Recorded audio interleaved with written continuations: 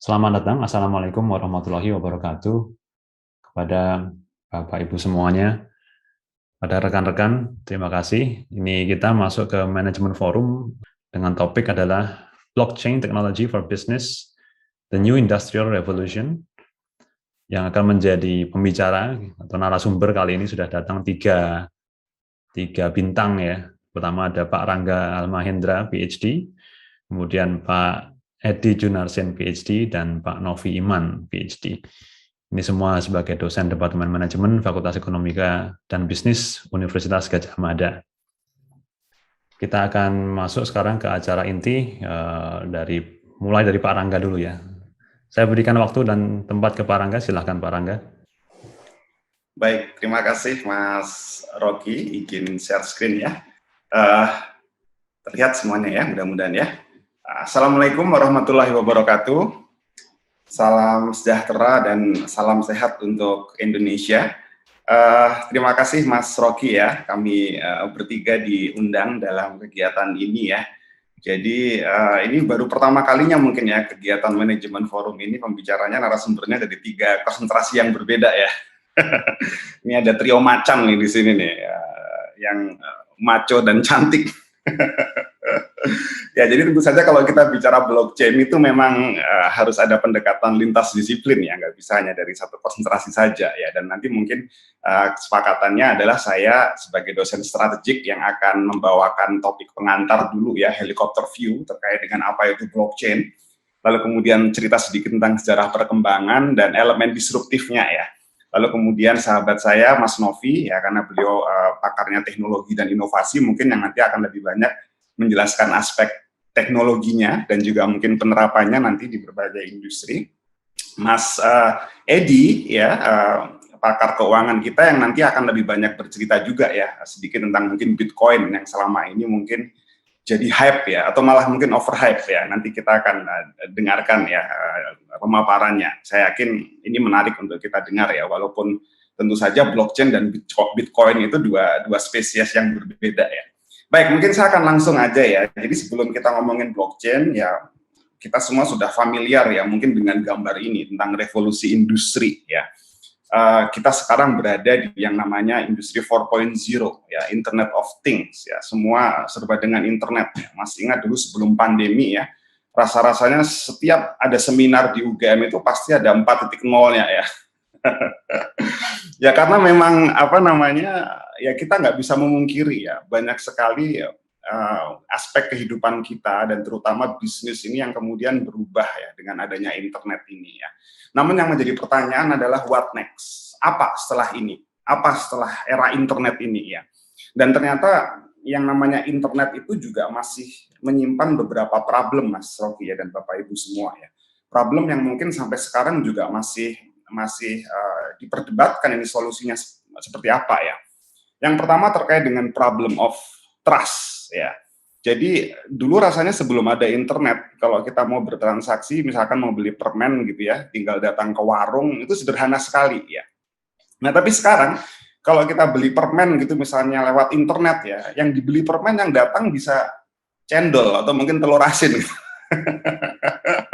Ya kemarin tuh sempat rame tuh, ada apa perang dengan kurir COD itu ya.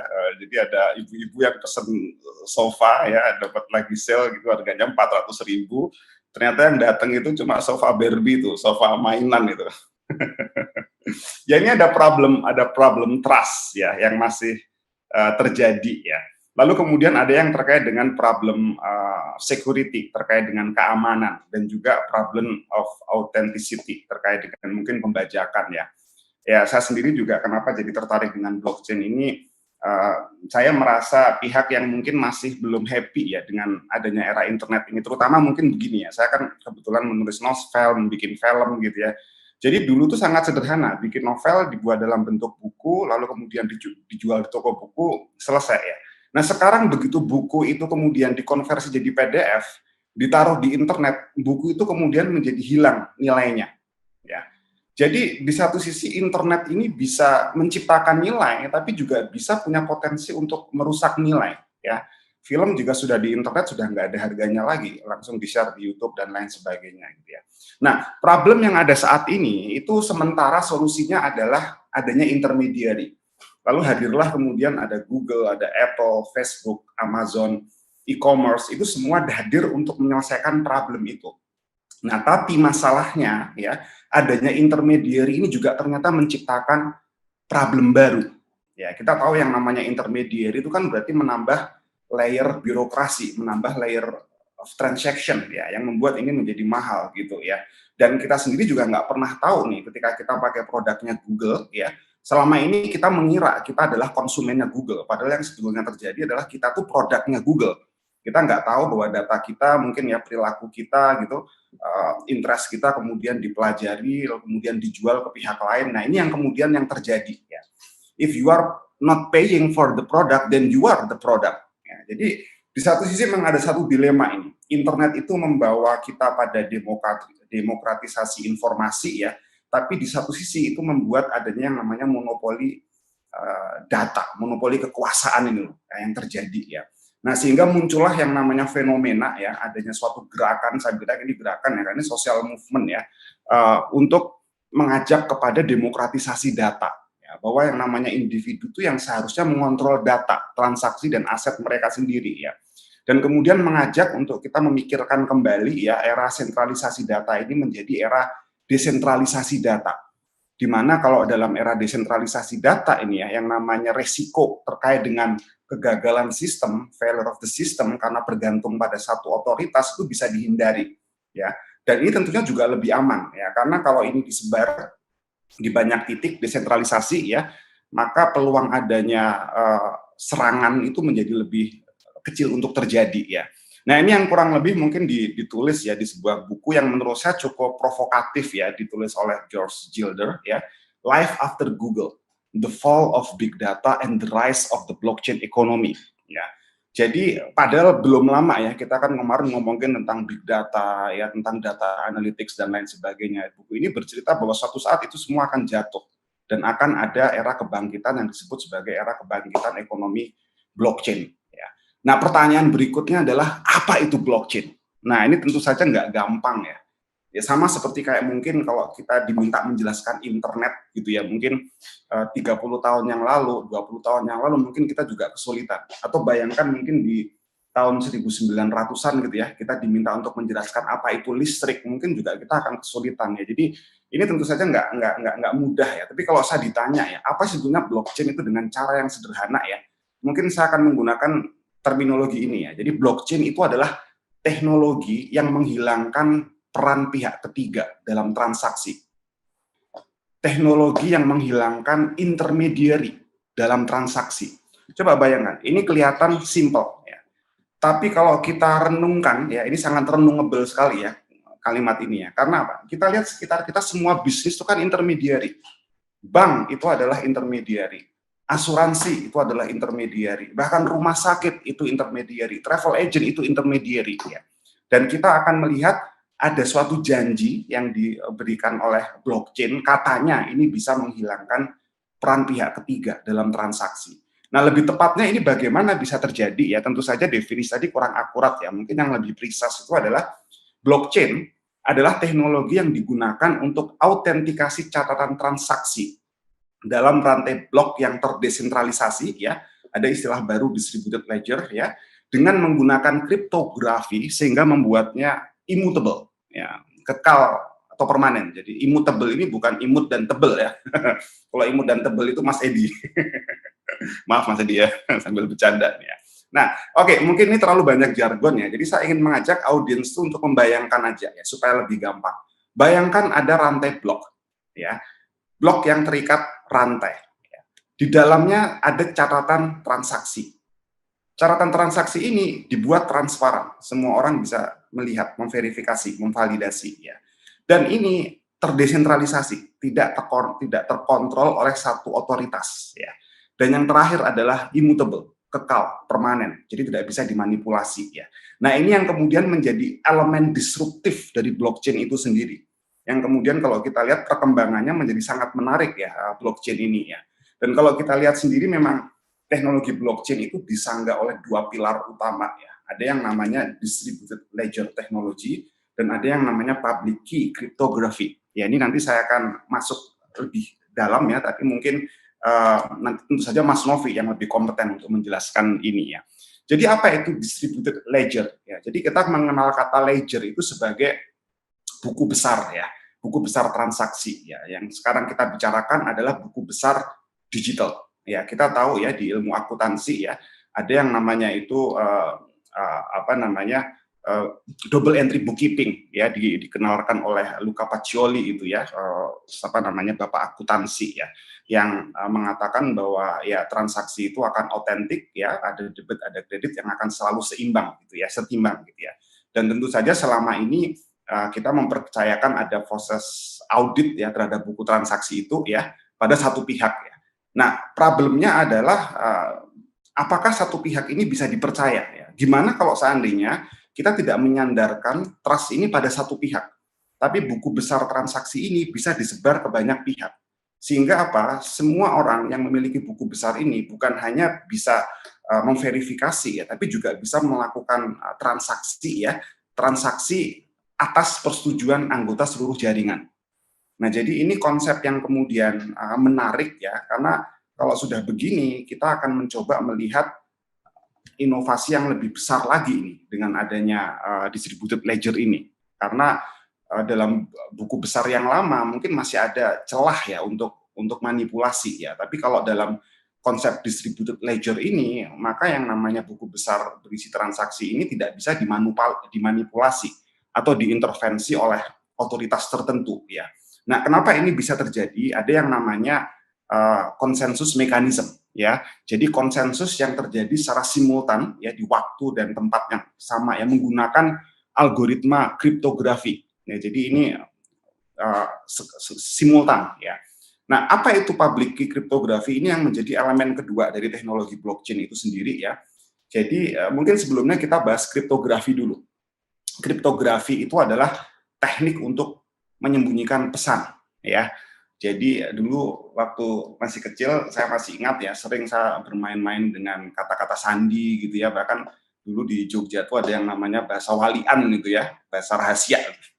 Mas itu dap misalnya, halo dap, halo mas misalkan gitu ya. Lalu mangan itu dangan, ngombe itu lotse dan lain sebagainya gitu ya. Nah, tapi tentu saja itu salah satu bentuk teknik menyembunyikan pesan yang sederhana karena gampang sekali ditebak ya, gampang sekali dipecahkan ya. Kalau di Malang itu ada poswaliannya lebih gampang lagi. Kerang alam itu artinya arek malam, tinggal arek Malang ya, tinggal dibalik ya. Nah, tapi dalam teknologi blockchain ya, teknologi kriptografinya ini dibuat tidak terpola ya, sangat rumit sekali ya, dan tidak gampang untuk dipecahkan ya. Jadi satu-satunya cara untuk memecahkan kode ini adalah ya dengan coba-coba, adalah iterasi gitu ya. Dan yang kedua dengan nanti saya akan jelaskan tentang public key cryptography itu ya. Jadi misalkan ada sebuah file digital ya. File digital ini kemudian nanti akan diubah menjadi serangkaian kode string teks yang unik. Ya, jadi misalkan ada I love you di sini ya. I love you ini ada yang namanya hash function yang akan membuat ini kodenya sangat unik. Sehingga apabila misalkan ini dimanipulasi, misalkan di cintanya itu kita nodai gitu ya, dikasih titik gitu aja misalnya ya, maka kode hashnya akan berubah. Artinya ini sudah tidak lagi orisinal. Nah, konsep ini yang kemudian digunakan untuk yang namanya digital signature.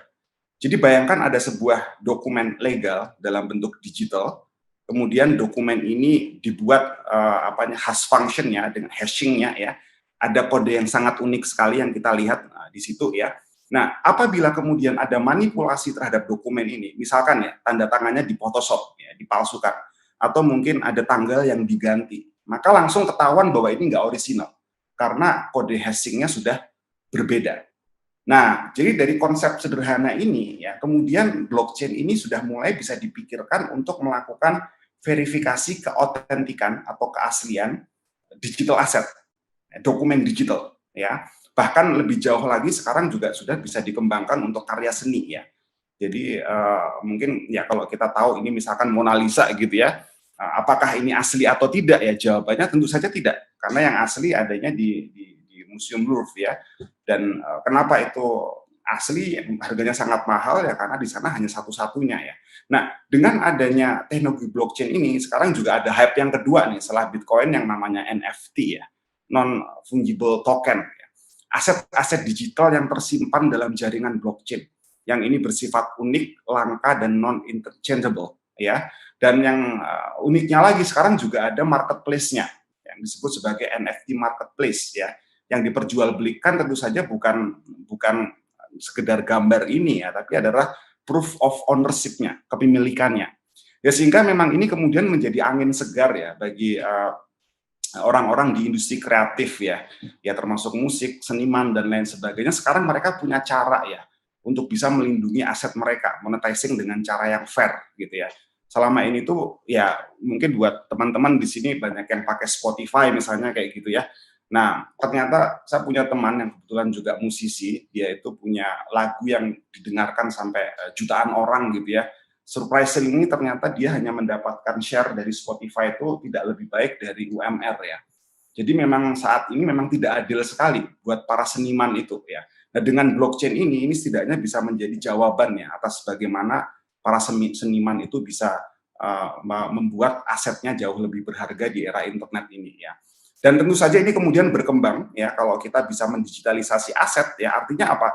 Ini juga bisa dipakai menjadi sertifikat tanah ya.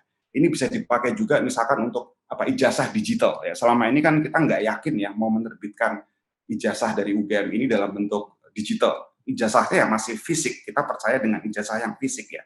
Tapi dengan adanya ijazah digital ini yang disimpan dalam blockchain, kita bisa tahu ya ini ijazah asli atau palsu gitu ya, karena dengan autentikasi tadi itu. Nah itu kurang lebih ya tentang gambaran teknologinya. Nah sekarang kita akan bicara tentang historinya, sejarahnya ya. Jadi ternyata yang namanya blockchain itu sekarang sudah masuk ke fase yang ketiga. Jadi blockchain 3.0 ini ya. Nah, mungkin kita akan perlu bahas satu persatu ya, tahapan-tahapan perkembangan blockchain ini ya. Tentu saja kita akan mulai dari tahun 1991 ya. Ini yang mungkin sering disebut orang sebagai tahun kelahirannya blockchain. Walaupun saya sendiri juga nggak yakin sih apa betul ya ini tahun kelahirannya ya. Tapi paling tidak ada momen yang menandai ya. Jadi ada satu publikasi artikel di Journal of Cryptology ya, yang ditulis oleh Scott Stornetta dan Stuart Haber ini ya, judulnya How to Timestamp a Digital Document. Jadi dalam artikel itu dibahas ada satu pertanyaan besar nih, karena kan kebetulan Scott ini kerja di Xerox. Kita tahu Xerox perusahaan mesin fotokopi ya. Nah, gimana sih caranya menjaga autentikasi arsip digital yang tidak bisa dimanipulasi ya. Nah, jawabannya simpan aset digital tersebut dalam rantai blok yang diamankan secara kriptografi. Nah, dari sinilah kemudian orang mulai tertarik nih dengan yang namanya blockchain ini ya. Ada rantai-rantai blok gitu yang terikat dengan hash gitu ya, sehingga tidak bisa dimanipulasi. Nah, baru kemudian ini yang milestone yang kemudian juga fenomenal itu di tahun 2009 ya. Kita tahu di tahun 2009 ada yang namanya global financial crisis ya. Orang kemudian sudah tidak percaya lagi dengan institusi perbankan ya, masih ingat dulu subprime mortgage ya, di mana perbankan itu dengan sangat gampangnya memberikan kredit ya kepada para ninja ya, no income no asset ya. Sepertinya dulu gampang sekali mendapatkan kredit ya, karena apa? Memang sistem insentif perbankan itu didasarkan pada itu ya, harus menyalurkan kredit sebanyak-banyaknya ya. Ya ini yang kemudian menjadi masalah. Kemudian sistem ini kolaps, orang udah nggak percaya lagi dengan bank, orang sudah nggak percaya lagi dengan bahkan pemerintah ya dan para oligarki itu ya. Dan muncullah ini pseudonymous ya, Satoshi Nakamoto yang sampai sekarang nggak tahu nih sebetulnya mana orangnya ya. Dia memperkenalkan konsep Bitcoin ini ya, dan lagi-lagi dalam white paper yang berjudul Bitcoin Peer-to-Peer Electronic Cash System ya. Jadi di artikel ini dia bercerita tentang sebuah sistem pembayaran elektronik yang harus didasarkan pada bukti kriptografi, bukan based on trust ya. Nah, disinilah yang menandai kelahiran cryptocurrency ya. Jadi kalau dikatakan Bitcoin itu ya induknya atau ibunya cryptocurrency ya. Ya ini yang kemudian berbeda dengan fiat currency ya. Kalau fiat currency seperti uang ini tuh kan ini bernilai karena kita percaya ya pada otoritas yang mengeluarkan uang ini ya. Tapi bagaimana jika otoritas ini kemudian tidak bisa dipercaya ya? Ya, misalkan ada defisit yang besar sekali atau kemudian ada hutang yang besar sekali terus kemudian pemerintah memutuskan untuk mencetak uang sebanyak-banyaknya. Ya, ini yang terjadi di Zimbabwe dan Venezuela kan seperti itu ya. Dan akhirnya apa? Uang ini menjadi nggak ada nilainya. Ya. Maka kemudian gerakan itu mengajak, sudah, mari sekarang kita percaya pada komputer aja. Ya, kita menciptakan cryptocurrency ini dari komputer, ya, dan kita akan batasi supply-nya. Ya, kalau yang namanya fiat currency ini kan unlimited, ya, yang dulu sejak berakhirnya Bretton Woods ini kan currency tidak lagi di-pack dengan emas ya waktu itu. Yang ini membuat akhirnya pemerintah dengan gampang sekali cetak uang gitu ya. Nah dengan Bitcoin ini nggak bisa, karena Bitcoin itu jumlahnya dibatasi. Hanya ada 21 juta koin yang nanti hanya bisa di mining ya, sampai nanti tahun 2041 ya, 2141 gitu ya. Nah konsep ini kemudian menarik perhatian banyak orang ya, banyak pihak ya, untuk mencari tahu lebih jauh tentang teknologi cryptocurrency ini ya, walaupun honestly saya sendiri tidak terlalu serap ya dengan istilah cryptocurrency ya, karena memang ya kita di Indonesia ini kan mata uang yang kita pakai adalah rupiah ya, jadi tidak mungkin ada mata uang yang lain ya, jadi lebih tepat mungkin kita sebutnya sebagai crypto aset saja, karena saya lebih melihat Bitcoin ini sebetulnya bukan currency tapi sebagai komoditi ya, yang kemudian juga nanti akan berkembang ya. Jadi setelah Bitcoin itu kan kemudian ada banyak sekali currency yang bermunculan ya. Ada misalkan Ethereum, ada Ripple ya. Sekarang ada istilah yang namanya itu ICO ya, Initial Coin Offering ya, sama seperti kayak IPO itu ya, di mana banyak sekali koin-koin baru yang bermunculan. Dan setiap koin itu biasanya ada underlying project ya, fundamentalnya koin itu ya pada project itu. Misalkan di Ethereum itu underlying project-nya adalah di smart contract, nanti saya akan jelaskan ya.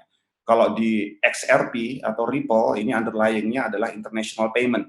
Lalu kemudian ada Cardano dan lain sebagainya, mereka juga punya punya project di balik itu ya. Nah, lalu kemudian orang melihat bahwa currency ini terlalu volatile ya, sehingga kemudian muncul yang namanya stablecoin. Jadi stablecoin ini adalah cryptocurrency yang di-pack pada mata uang fiat ya. Lalu muncul lagi yang namanya CBDC, Central Bank Digital Currency ya. Jadi kemarin sempat rame ya ketika harga Bitcoin anjlok, terjun bebas, ini kan salah satunya karena pemerintah Cina melarang ya penggunaan Bitcoin ini ya. Ujung punya ujung, ternyata pemerintah Cina sekarang sedang menyiapkan sendiri ya mata uang digitalnya ya. Jadi seperti BI dan lain sebagainya ini, saya juga ke depan pasti akan tertarik ini untuk mencermati perkembangan teknologi ini ya, karena CBDC ini juga menjadi salah satu bagian dari crypto aset yang menarik untuk dikupas ya. Lalu ada yang lain ya, privacy coin, governance token, utility token, NFT tadi yang sudah saya jelaskan gitu ya.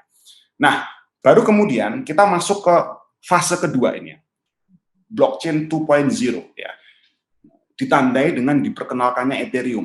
Jadi ini ada orang Vitalik Buterin dari Kanada ini yang mengembangkan lebih lanjut ya. Kalau tadinya Bitcoin bloknya itu hanya berisi transaksi digital money ya, sekarang bloknya itu berisi smart contract atau kontrak pintar ya. Yang kita lihat sekarang Ethereum itu dibangun berdasarkan itu. Apa itu smart contract? Ini adalah kontrak digital. Kontrak digital tanpa perantara.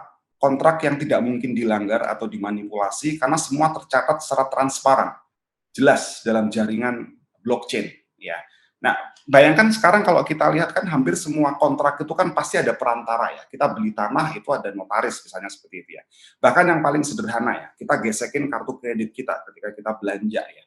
Ketika kita menggesekkan kartu kredit itu kan urusannya bukan hanya antara penjual dengan pembeli, tapi di balik itu ya, ini ada penjual yang kemudian harus menghubungi banknya ya, bank penjual ini kemudian harus menghubungi pengeluar kartu kreditnya, lalu kemudian pengeluar kartu kredit akan menghubungi banknya pembeli ya, baru kemudian akan menerima data transaksi dan lain sebagainya. Ada banyak sekali layer di belakang sini ya. Belum lagi kalau banknya itu melakukan outsourcing, lagi-lagi semakin banyak layer ya, intermediary, proses ini akan menjadi semakin mahal ya. Nah, sehingga kalau kita lihat di sini ya, dengan adanya smart contract ini, kita akan masuk ke dalam yang namanya trustless system ya. Jadi trustless ini beda dengan distrust ya. Distrust itu ya sumber sengketa ini sebetulnya permasalahannya adalah pada distrust, adanya ketidakpercayaan ya, kemudian menjadi konflik gitu ya. Nah, dalam trustless system ini yang namanya trust itu dihilangkan. Jadi transaksi ya sudah otomatis saja, nggak perlu ada belief, nggak perlu ada trust gitu ya. Nah ini yang kemudian menjadi sangat menarik sekali ya untuk orang pengen tahu apaan sih ini smart contract gitu ya. Nah fase terakhir nih, blockchain 3.0 yang menurut saya juga cukup happening sekarang adalah fenomena yang disebut sebagai decentralized app. Jadi ini adalah fenomena di mana sekarang sudah semakin bermunculan ya aliansi-aliansi yang ingin mengembangkan blockchain ini untuk pengembangan di setiap sektor industri ya. Jadi Bitcoin nggak seberapa dibanding dengan potensi yang ada di balik decentralized apps ini dan smart contract ini, dan nggak heran kemudian banyak sekali perusahaan besar yang membangun aliansi ya untuk mengembangkan teknologi ini ya. Yang paling besar ada Enterprise Ethereum Alliances ya, dan ada Hyperledger ya. Nah jadi kalau kita lihat memang pada akhirnya kita melihat ini ada potensi yang cukup besar ya dengan adanya ekosistem blockchain ini ya. Dan kalau kita melihat slide ini ya, tentu saja ini sudah nggak bisa ngomongin hanya FEB aja ya. Mungkin kita juga harus mengajak dari fakultas lain juga ya, atau bahkan universitas lain ya, untuk mencermati bersama tentang blockchain ini. Karena blockchain ini sesuatu yang bukan hanya lintas disiplin ya atau interdisciplinary, bukan juga multidisiplin, tapi mungkin transdisciplinary. Ya. Makhluk baru yang sudah tidak ada sekat disiplin di sini, ya, karena sepertinya semua akan kena dampaknya, gitu ya. Nah ini yang kemudian menjelaskan tentang disruptive element dari blockchain ini, ya. Tadi saya sudah jelaskan beberapa terminologi pentingnya, ya. Yang pertama ada smart contract atau kontrak pintar, ya, yang ini sifatnya transparan, ya, bisa diakses siapa saja, immutable, permanen, kekal, tidak bisa dimanipulasi, ya. Ini secure, ya, tersimpan dalam blok yang dirantai, dalam hash yang tidak bisa ditembus, gitu ya. Dan kemudian ada consensus mechanism. Ya, ini yang kemudian menjadi disruptive element dari blockchain itu sendiri, ya. Nah, sebagian scholar itu menganggap ya blockchain itu sebagai general purpose teknologi. Bahkan tahun 2017 kemarin Harvard Business Review itu membahas ini ya, special edition terkait dengan blockchain ini, yang menganggap bahwa blockchain ini akan menjadi teknologi fundamental ya, yang akan berpengaruh ke banyak hal ya, sama seperti listrik, sama seperti transistor, sama seperti komputer, sama seperti internet gitu ya, yang akan mengubah banyak hal ya. Nah, tapi ada satu hal yang menurut saya lebih menarik ya dari general purpose teknologi ini. Ada yang namanya itu adalah institutional technology ya. Jadi seperti demokrasi, seperti uang, seperti capital market, seperti Wall Street, ini adalah teknologi institusional ya, yang mengubah banyak hal ya. Teknologi yang mengubah governance system, bayangkan. Teknologi yang merubah market control, market coordination ya, yang mungkin kita akan melihat ini menjadi suatu hal yang menarik ya untuk dikupas dan mungkin nggak ada habisnya gitu ya. Dan itulah sebabnya saya dan teman-teman di manajemen juga sudah mulai menjajaki ya untuk membuat pusat kajian terkait dengan blockchain ini, bahkan dengan kawan-kawan di MSI sudah ada payung riset ya, karena memang banyak sekali mungkin teori-teori organisasi ini yang perlu direjuvenasi ya, mungkin diremajakan ya, organizational theory revisited ya, seperti misalkan theory of the firm ya, why do firm exist, kenapa perusahaan itu ada ya. Karena kalau menurut teori ini kan berkali-kali ditekankan pentingnya hierarki over market ya. Nah, sekarang ini dengan adanya blockchain ini mungkin hierarki sudah tidak diperlukan lagi ya, tapi akan mengarah kepada yang namanya heterarki ya. Lalu kemudian administrative behavior ya. Kita sering sekali membahas tentang bounded rationality ya dalam pengambilan keputusan. Ya, dengan adanya smart contract misalnya, mungkin bounded rationality menjadi tidak relevan lagi ya. Atau Williamson dengan transaction cost economics ya, yang menganggap perusahaan itu sebagai sekumpulan kontrak ya, sekumpulan transaksi gitu ya. Apa iya ke depan itu akan seperti itu ya? Malah mungkin yang akan terjadi ya, ini perusahaan akan dilihat sebagai bukan hanya kontrak ya, tapi nexus of coordination atau nexus of consensus ya, atau teori institutional ya, institutional teori yang berbicara tentang legitimasi harus datang dari aspek regulatif misalnya. Ke depan mungkin tidak lagi seperti itu ya, mungkin kita tidak perlu lagi yang namanya birokrasi, tidak perlu lagi yang namanya regulasi dan lain sebagainya ya, karena semuanya berjalan dalam blockchain ini ya. Dan mungkin social network theory ya yang paling banyak bicara terkait dengan peran intermediary ini yang juga mungkin perlu didiskusikan lagi nanti tentang peran structural host.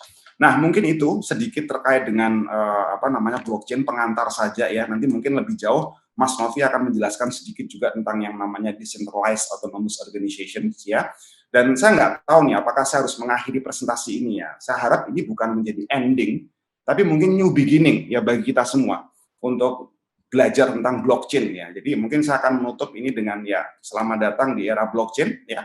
Sekian dan terima kasih. Wassalamualaikum warahmatullahi wabarakatuh. Waalaikumsalam. Terima kasih Pak Rangga, luar biasa kita dapat overview tentang sejarah dan kompleksitasnya ya, termasuk menggedor beberapa teori-teori dasar yang kalau kita bicara organisasi ini menjadi pertanyaan gitu. Oke, selanjutnya adalah akan dilanjutkan oleh Pak Novi Iman. Pak Novi Iman, silahkan. Baik, terima kasih Mas Rocky. Suara saya bisa terdengar dengan jelas ya? Masuk Pak Iman. Oke, baik. Bismillahirrahmanirrahim. Assalamualaikum warahmatullahi wabarakatuh. Terima kasih sekali untuk Lab Management yang sudah mengorganisasikan acara yang sangat menarik ini. Kemudian juga terima kasih saya ucapkan untuk teman-teman, Bapak dan Ibu sekalian yang sudah hadir di acara ini, ada lebih dari 120 ya, kalau tidak salah. Jadi antusiasmenya cukup tinggi sekali. Nah, di kesempatan kali ini saya ingin sampaikan beberapa, kalau saya melihatnya agak lebih sedikit hati-hati begitu atau cautious dalam melihat teknologi blockchain dan teknologi DLT atau Distributed Ledger Technology secara umum. Sedikit saja perkenalan untuk yang belum kenal, karena nggak kenal kan nggak sayang ya, kata orang begitu, yang udah kenal lama aja nggak sayang-sayang gitu ya. Di sini memang sejak lama saya sudah banyak menggeluti tentang digital financial services. Jadi dulu sejak S1 kalau ditelusur balik itu saya menulis skripsi tentang strategic alignment di sektor perbankan. Kemudian di tesis S2-nya tentang electronic banking. Kemudian di S3 banyak menggeluti tentang mobile payment dan seterusnya. Jadi beberapa area yang menjadi bidang kekhususan saya pada saat ini adalah digital financial services, kemudian service ini. Kemudian kalau teman-teman tertarik untuk melihat lebih lanjut di YouTube ini ada beberapa rekaman video yang mengulas tentang itu, nanti bisa dipelajari lebih dalam di sana. Kemudian karena tadi sebagian besar sudah dibahas dengan cukup baik sekali oleh Pak Rangga, jadi saya akan lebih banyak memilih untuk mendiskusikan sedikit tentang blockchain dan distributed ledger technology, tapi dari sisi teknologinya, dari fungsi-fungsi esensial yang ada di dalamnya, kemudian nanti apa yang bisa kita lakukan, termasuk implikasi dan konsekuensi atas berkembangnya dua hal ini. Nah, untuk pengantar dulu, mungkin saya ingin tunjukkan sebuah kartun ini dari Scott Adams ya, bahwa blockchain itu sudah menjadi istilah yang begitu populer. Tadi kalau Pak Rangga sampaikan, di setiap seminar pasti ada 4.0. Sekarang kalau kita buka koran, majalah, itu hampir pasti kita temukan istilah seperti blockchain, kemudian Bitcoin, kemudian cryptocurrency, dan seterusnya. Tapi pertanyaannya adalah apakah benar-benar kita semua itu tahu atau paham betul apa yang dimaksud dengan blockchain gitu. Jangan-jangan ini hanya sebuah istilah yang populer yang kemudian menjadi hype begitu, terus kemudian biar kelihatan keren kita gunakan kata ini atau istilah ini. Padahal kenyataannya belum tentu demikian. Yang terjadi sebetulnya blockchain itu bukan hal yang benar-benar baru. Tadi sudah disampaikan oleh Pak Rangga tentang kriptografi, timestamping, dan seterusnya yang sudah ada sejak tahun 80-an. Kemudian kenapa ini menjadi excited bagi banyak orang adalah karena adanya peluang untuk berbagi data, berbagi sumber daya lintas organisasi. Sekali lagi ini bukan hal yang baru begitu, karena ini sudah terjadi sejak lama. Bagi industri yang belum pernah melakukan hal ini, misalnya seperti perbankan yang sangat rigid begitu, sangat highly regulated, kemudian diperkenalkan dengan konsep semacam ini, maka ini akan menjadi sesuatu yang seksi gitu, sesuatu yang menarik. Tapi sesungguhnya bagi industri atau organisasi yang memang menggeluti soal data management dan seterusnya, ini bukanlah sesuatu yang baru. Tapi apapun itu, blockchain itu akhirnya menjadi semacam membawa blessing in disguise, bahwa pada akhirnya kita menjadi aware, kita menjadi paham tentang perlunya berbagi data lintas organisasi yang berbeda. Tentu masing-masing nanti akan membawa implikasi atau tanggung jawab atau konsekuensi yang beragam juga. Cuman sekali lagi ini salah satu webinar yang ada di Wakanda gitu ya. Anda bisa lihat di sini banyak sekali istilah-istilah yang dimunculkan, jargon-jargon teknis yang dimunculkan. Kalau saya sendiri berpendapat bahwa alangkah lebih baik kalau kita fokus ke hal yang benar-benar sesuai, tapi kita paham betul, kita kuasai betul, dan kita bisa eksploitasi, kita bisa manfaatkan untuk kemaslahatan kita bersama. Jadi kalau di filosofinya Unix, computing science itu istilahnya do one thing, tapi do it well, atau don't do it at all. Jadi kalau kita ingin melakukan sesuatu ya memang itu sesuatu yang kita ketahui benar gitu. Jangan hanya setengah-setengah lempar istilah ini biar seolah-olah terlihat keren dan seterusnya dan seterusnya. Nah, di sini saya ingin menunjukkan atau menjelaskan dengan agak sedikit lebih dalam begitu bahwa blockchain, kemudian Bitcoin, kemudian distributed ledger dan database itu pada dasarnya hal yang amat sangat berbeda. Jadi sebetulnya kalau di dunia komputasi namanya distributed database atau database yang terdesentralisasi itu adalah barang yang sudah lumrah gitu, banyak sekali dilakukan dan itu memang sudah mature begitu. Kemudian muncul distributed ledger technology, ini secara lebih spesifik tadi yang disampaikan Pak Rangga bahwa di sini fungsinya lebih seperti pencatatan ledger buku besar yang sifatnya terdistribusi, terdesentralisasi, kemudian reliable, sulit untuk diubah, tapi di sisi lain dia tersedia kepada setiap stakeholder. Jadi mau diakses kapan saja, di mana saja, itu mudah dan nyaman. Kemudian blockchain itu adalah bagian dari distributed ledger. Jadi distributed ledger atau buku besar yang terdistribusi itu tidak hanya blockchain, ada banyak sekali jumlahnya. Tapi yang kemudian populer memang saat ini adalah blockchain. Dan blockchain itu yang tadi diperkenalkan oleh Pak Rangga sudah sampaikan, Satoshi Nakamoto di papernya tentang yang berjudul tentang Bitcoin, peer-to-peer electronic transfer system. Nah, ini tadi yang ingin saya sampaikan, Bapak Ibu, Mas dan Mbak, teman-teman sekalian, bahwa distributed ledger ini menjadi sangat populer karena sebelumnya kita terpaku pada sesuatu yang tersentralisasi ya, jadi fokus hanya di satu tempat saja, kemudian sifatnya cenderung fix, kemudian hanya bisa diakses oleh orang-orang tertentu dan membutuhkan adanya semacam pihak yang independen gitu sebagai wasit atau sebagai mediator dan seterusnya. Tapi tadi kita karena 2008-2009 ada krisis ekonomi, muncul ketidakpercayaan terhadap institusi perbankan yang sebelumnya kita sudah sangat junjung tinggi begitu, tetapi ternyata melukai perasaan kita sehingga gagasan tentang distributed ledger ini mengemuka kembali.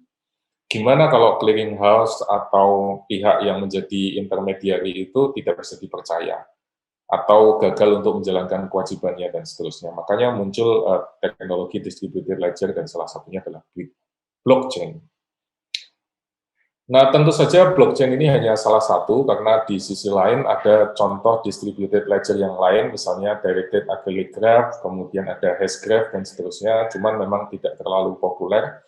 Saat ini yang masih atau yang cukup populer adalah blockchain ya, yang mudah sekali untuk dihafal atau diucapkan oleh banyak orang.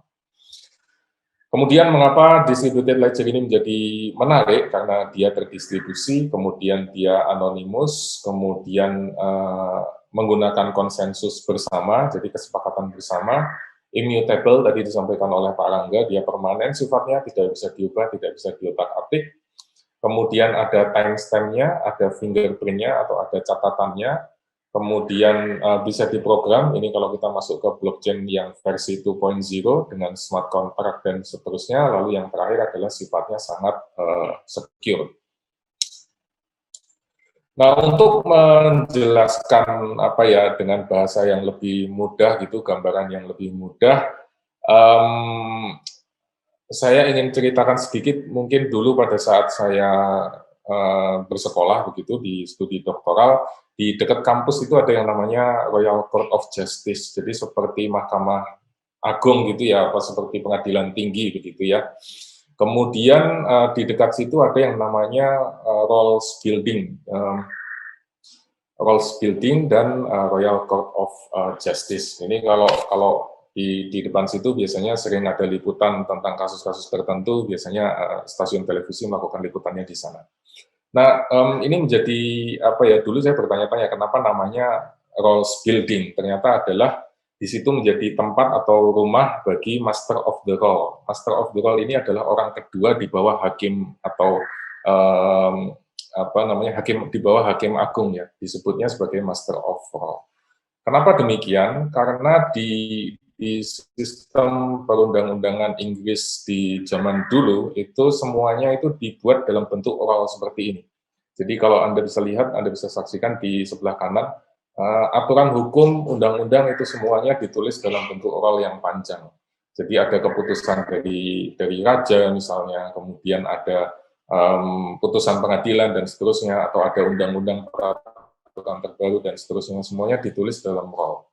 Dan Master of Roll ini akan menyimpan roll itu dengan baik gitu. Makanya dia disebut sebagai Master of Rolls tadi. Nah, blockchain itu kurang lebih bisa diibaratkan seperti rolls ini tadi. Jadi kita akan mencatat sebuah transaksi atau kita akan mencatat sebuah data atau kontrak atau apapun itu secara berurutan dalam bentuk roll tadi memanjang. Dan sifatnya tamper-proof atau immutable tadi sulit untuk diubah, karena begitu kita ingin mengubah, kita ingin hapus, kita ingin edit, pasti akan kelihatan kan di situ. Karena pasti akan ada bekas potongannya, atau ada bekas yang dihapus, atau tulisannya tidak sama, dan seterusnya. Dan ini yang membuat blockchain menjadi menarik, karena sifatnya yang tamper-proof tadi. Nggak seperti di Wakanda ya, kita bisa kenal ada banyak sekali undang-undang, ada yang pasal ini disisipkan, ada yang kalimat ini disisipkan, dan seterusnya, dan seterusnya. Kemudian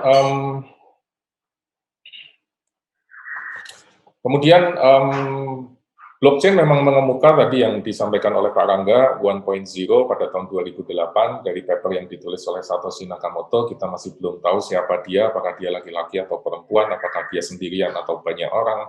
Ada yang mengatakan ini adalah orang-orang dari Google, ada yang mengatakan ini adalah dari CIA, dan seterusnya, dan kita belum pernah tahu.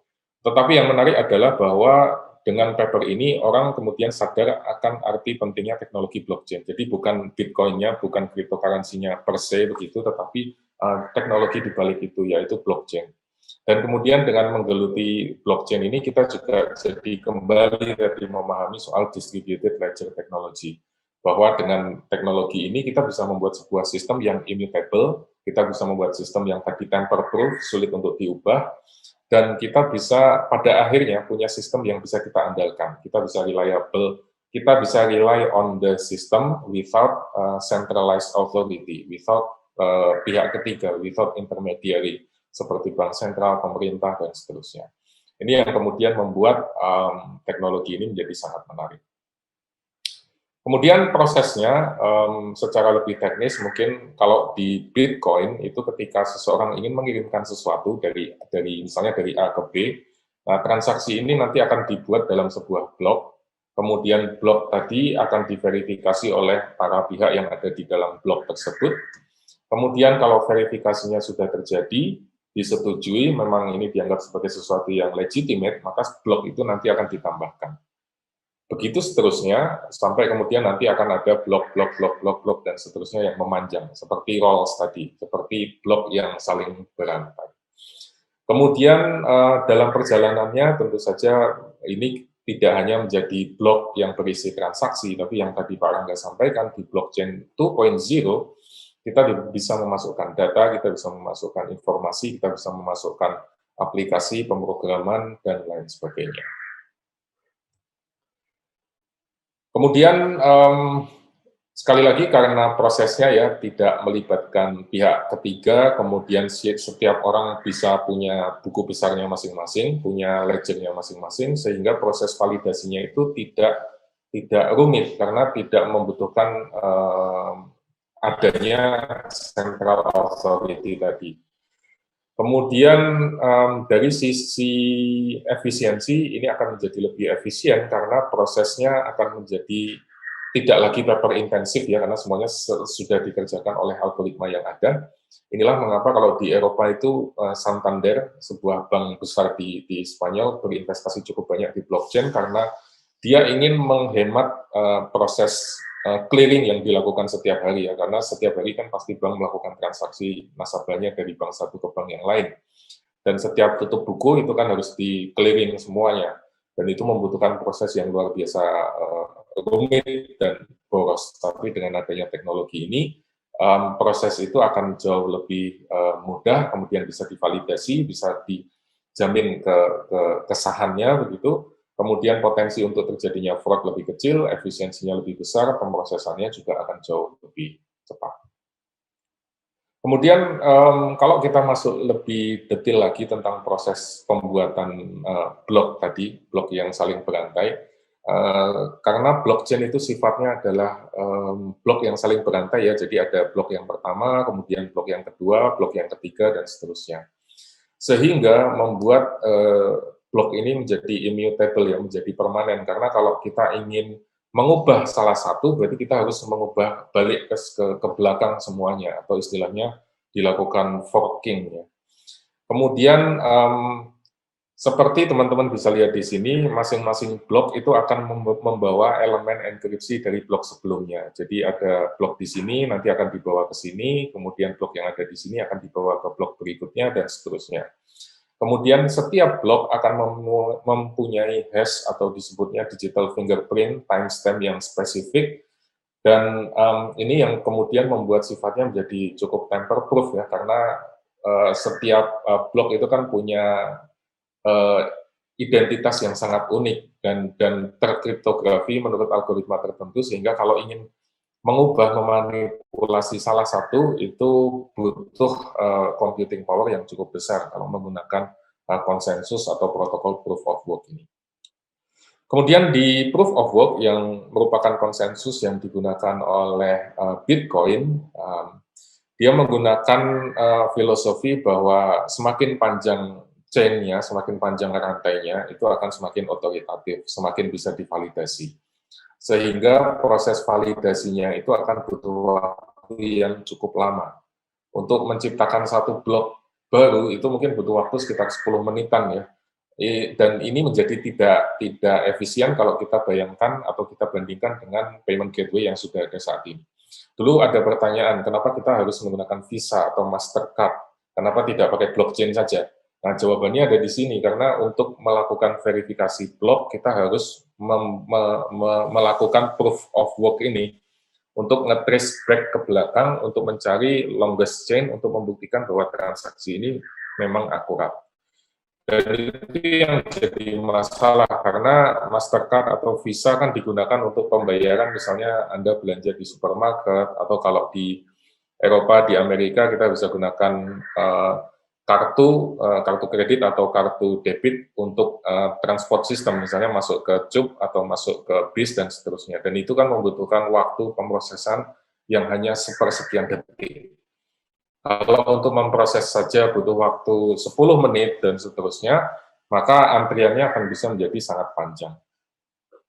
Kemudian konsekuensi yang kedua adalah akibat dari proof of work ini, maka apa yang dimiliki oleh blockchain saat ini, atau khususnya adalah Bitcoin, adalah prosesnya yang cukup lama dan mahal. Jadi mahal ini dalam artian kita membutuhkan waktu pemrosesan dan energi pemrosesan yang cukup mahal. Kemudian dari sisi waktu, dia ingin memvalidasi sebanyak mungkin. Akibatnya konsumsi energinya menjadi cukup boros, dan ini sudah terbukti bahwa konsumsi energi yang digunakan untuk membiayai atau mendanai atau untuk menggerakkan blockchain ini sebanding dengan energi yang dihabiskan oleh satu negara Irlandia gitu. Jadi masalah sustainability ini menjadi sangat apa yang menjadi pertanyaan atau pertimbangan khusus begitu.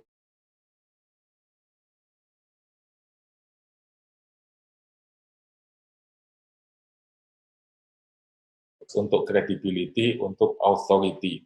Jadi kita ingin mendapatkan kualitas transaksi atau data yang Oke, saya ulang sedikit. Jadi di proses proof of work ini memang membuat blockchain tidak cepat. Blockchain menjadi sangat lambat dan cukup mahal karena membutuhkan energi yang besar.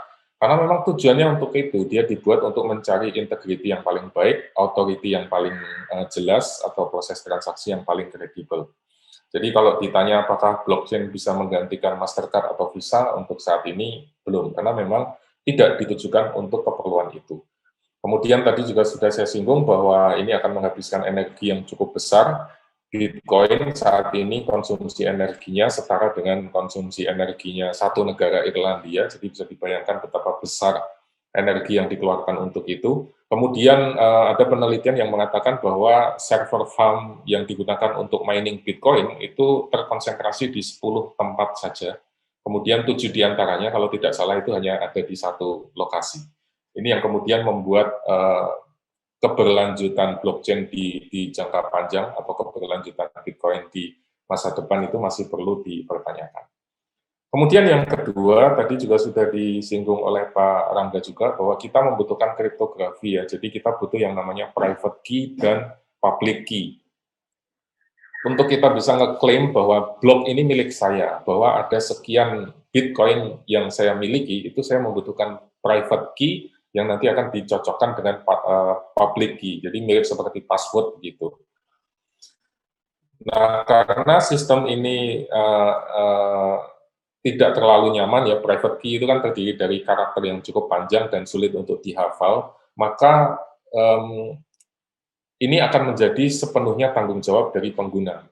Kalau Anda tidak bisa menyimpan private key Anda dengan baik, maka semua aset yang Anda miliki hilang, atau Anda tidak bisa berpartisipasi lagi dalam blockchain ini. Ini berbeda dengan kalau Anda punya kartu Mastercard atau Visa, ATM, atau kartu kredit, Anda hilang, Anda kan tinggal telepon ke bank, kemudian minta kartunya di-blok, nanti dikirimkan kartu yang baru, dan seterusnya, mudah dilakukan. Tapi kalau di sistem blockchain, di sistem Bitcoin, hal ini menjadi sulit untuk dilakukan. Jadi itu beberapa hal yang menjadi tantangan atau masalah yang masih dihadapi oleh blockchain secara umum saat ini.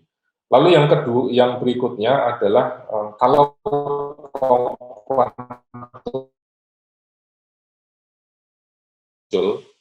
quantum computing bisa benar-benar lahir, maka forking ini menjadi mudah, sehingga untuk membongkar semuanya itu bisa sangat cepat dilakukan.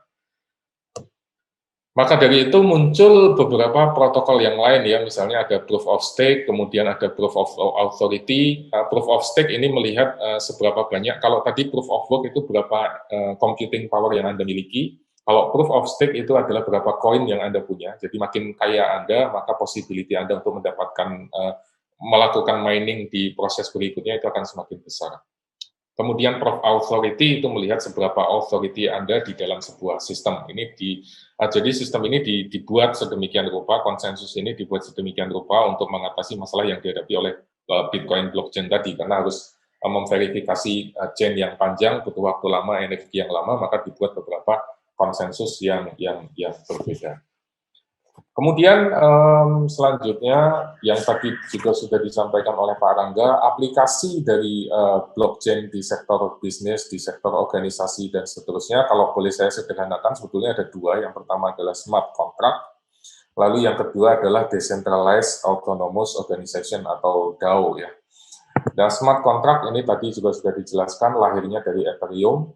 Karena gagasannya sederhana, bagaimana kalau blockchain itu tidak hanya soal transaksi, tapi disisipkan data, disisipkan aplikasi, disisipkan rules atau program atau aplikasi atau data yang berbeda, sehingga membuat blockchain ini bisa menjadi lebih berfaedah begitu.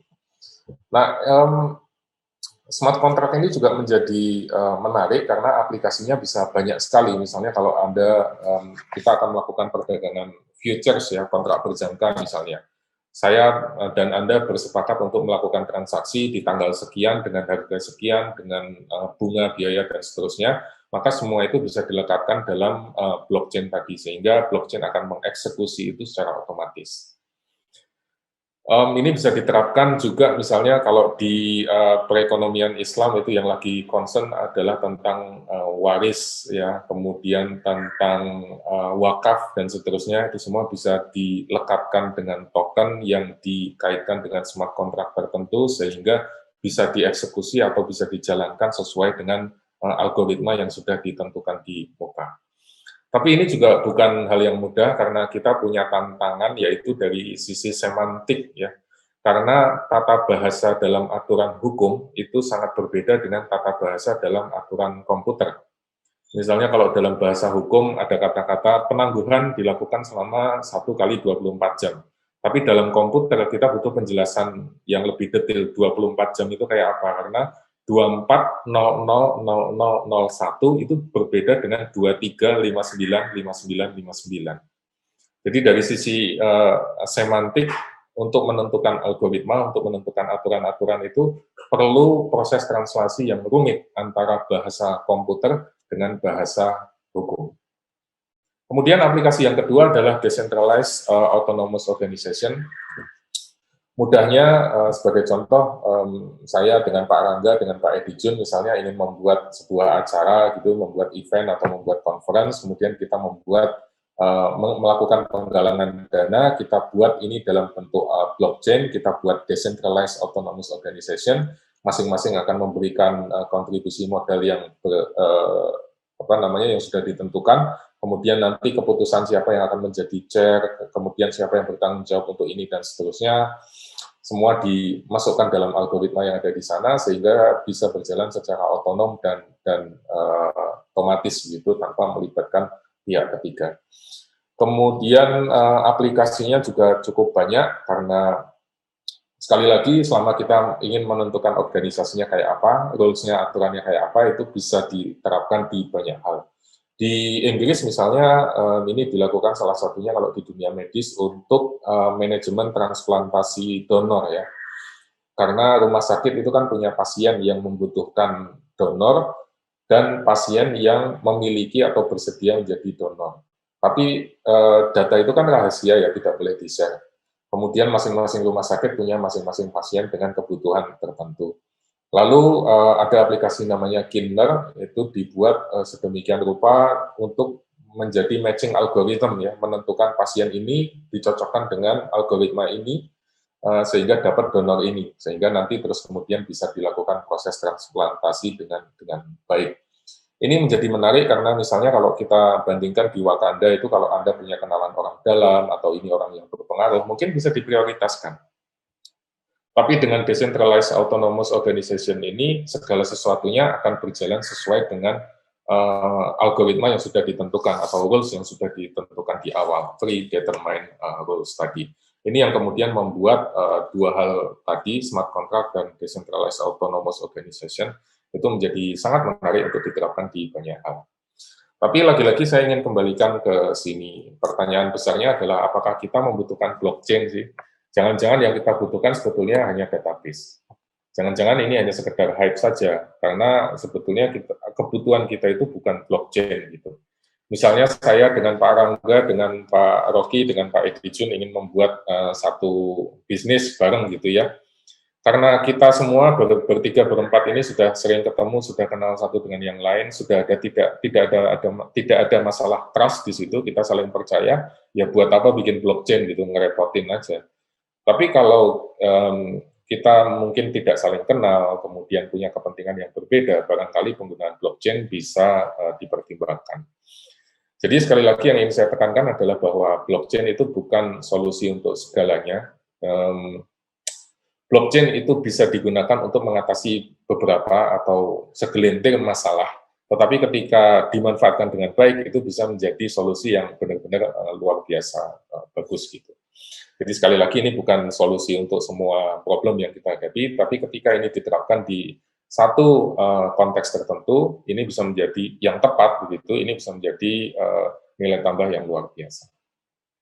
Kemudian bagian terakhir yang ingin saya sampaikan, keluar dari teknikalitas itu mungkin agak sedikit filosofis begitu ya. Kalau di Web 1.0 dulu kita mengenal internet di masa awal, jadi hanya kelihatan websitenya, setiap perusahaan atau setiap public figure punya websitenya masing-masing, sifatnya statis. Kemudian kita masuk ke Web 2.0 ketika sosial media itu berkembang, kita bisa saling berkomentar, kita bisa saling berinteraksi antara satu dengan yang lain, itu yang menjadi titik kelahiran Web 2.0. Sekarang kita masuk ke Web 3.0 ya, terjadi disagregasi, karena kalau di Web 2.0 itu adalah tentang intermediary, tentang agregasi yang melahirkan surveillance capitalism, kalau di bukunya Susanna Zuboff. Di Web 3.0 itu kebalikannya Web 2.0, karena segala sesuatunya menjadi disaggregating, dan ini yang kemudian menjadi titik di mana blockchain akan kelihatan benar fungsinya. Lalu kalau boleh saya sampaikan bahwa barangkali ini slide yang paling penting yang bisa saya sampaikan. Kalau kata Pak Rangga tadi adalah slide yang paling renungable begitu ya. Kalau di Web 2.0 segala sesuatunya itu menjadi terpusat, tersentralisasi oleh keberadaan platform digital. Seperti Gojek misalnya, itu kan pada dasarnya menghubungkan antara driver ojek dengan konsumennya. Platform seperti Tokopedia, Bukalapak itu kan menjadi intermediari ya, penengah antara orang-orang yang menjadi seller dengan mereka yang menjadi buyer. Tapi di Web 3.0 segala sesuatunya menjadi terdesentralisasi. Kita tidak lagi membutuhkan Gojek, kita tidak lagi membutuhkan Tokopedia dan seterusnya, tetapi kita berinteraksi langsung antara seller dengan buyer, antara driver ojeknya dengan konsumennya misalnya. Dan ini yang menjadi, tadi yang Pak Rangga sampaikan, tantangan tersendiri bagi teori organisasi, teori manajemen modern. Karena bisa jadi kita akan menemukan dalam waktu dekat organisasi global yang beroperasi tanpa manajer. Organisasi global yang beroperasi tanpa pemimpin. Gitu. Ya Anda bisa bayangkan, gimana kalau ada kampus, ada universitas, nggak ada dekan, nggak ada rektor, tapi bisa berjalan dengan baik. Atau mungkin Anda bisa bayangkan negara, tapi nggak ada pemerintahnya, tapi bisa berjalan dengan baik. Itu mungkin terlihat atau terdengar utopian, tapi beberapa pilot project yang mengarah ke sana sudah kelihatan, dan ini lagi menjadi sangat menarik bagi teman-teman, Bapak dan Ibu sekalian, yang menjadi sangat menarik sekali untuk dieksplorasi lebih lanjut. Kalau Thomas Hobbes masih hidup, gitu mungkin kita bisa berdiskusi tentang kontrak sosial itu saat ini menjadi kayak apa sih sebetulnya, apa yang berbeda antara kontrak sosial di masa lalu, di abad pertengahan, dengan kontrak sosial di masa sekarang. Kalau Bung Hatta masih hidup, mungkin ini masih akan menjadi sangat menarik ya, karena barangkali ini adalah bentuk dari demokratisasi ekonomi yang paling baik, gitu, paling sempurna. Karena kita bisa berinteraksi langsung tanpa ada middleman, tanpa ada perantara. Kemudian tidak ada rent-seeking activities semuanya, dan ini benar-benar dari kita, oleh kita, dan untuk kita semua.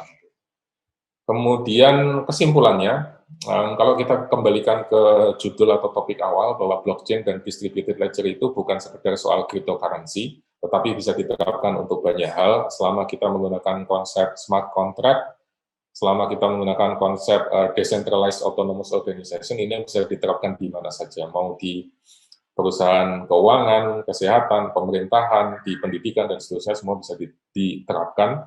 Ini akan menciptakan potensi yang luar biasa besar, mulai dari kolaborasi global yang skalanya luas, kemudian kita juga bisa membuat self-governing system, kita bisa membuat open government, bahkan kita bisa membuat negara yang otonom, yang merdeka tanpa adanya central authority system, tetapi yang paling penting di sini adalah itu membutuhkan perubahan atau pergeseran paradigma.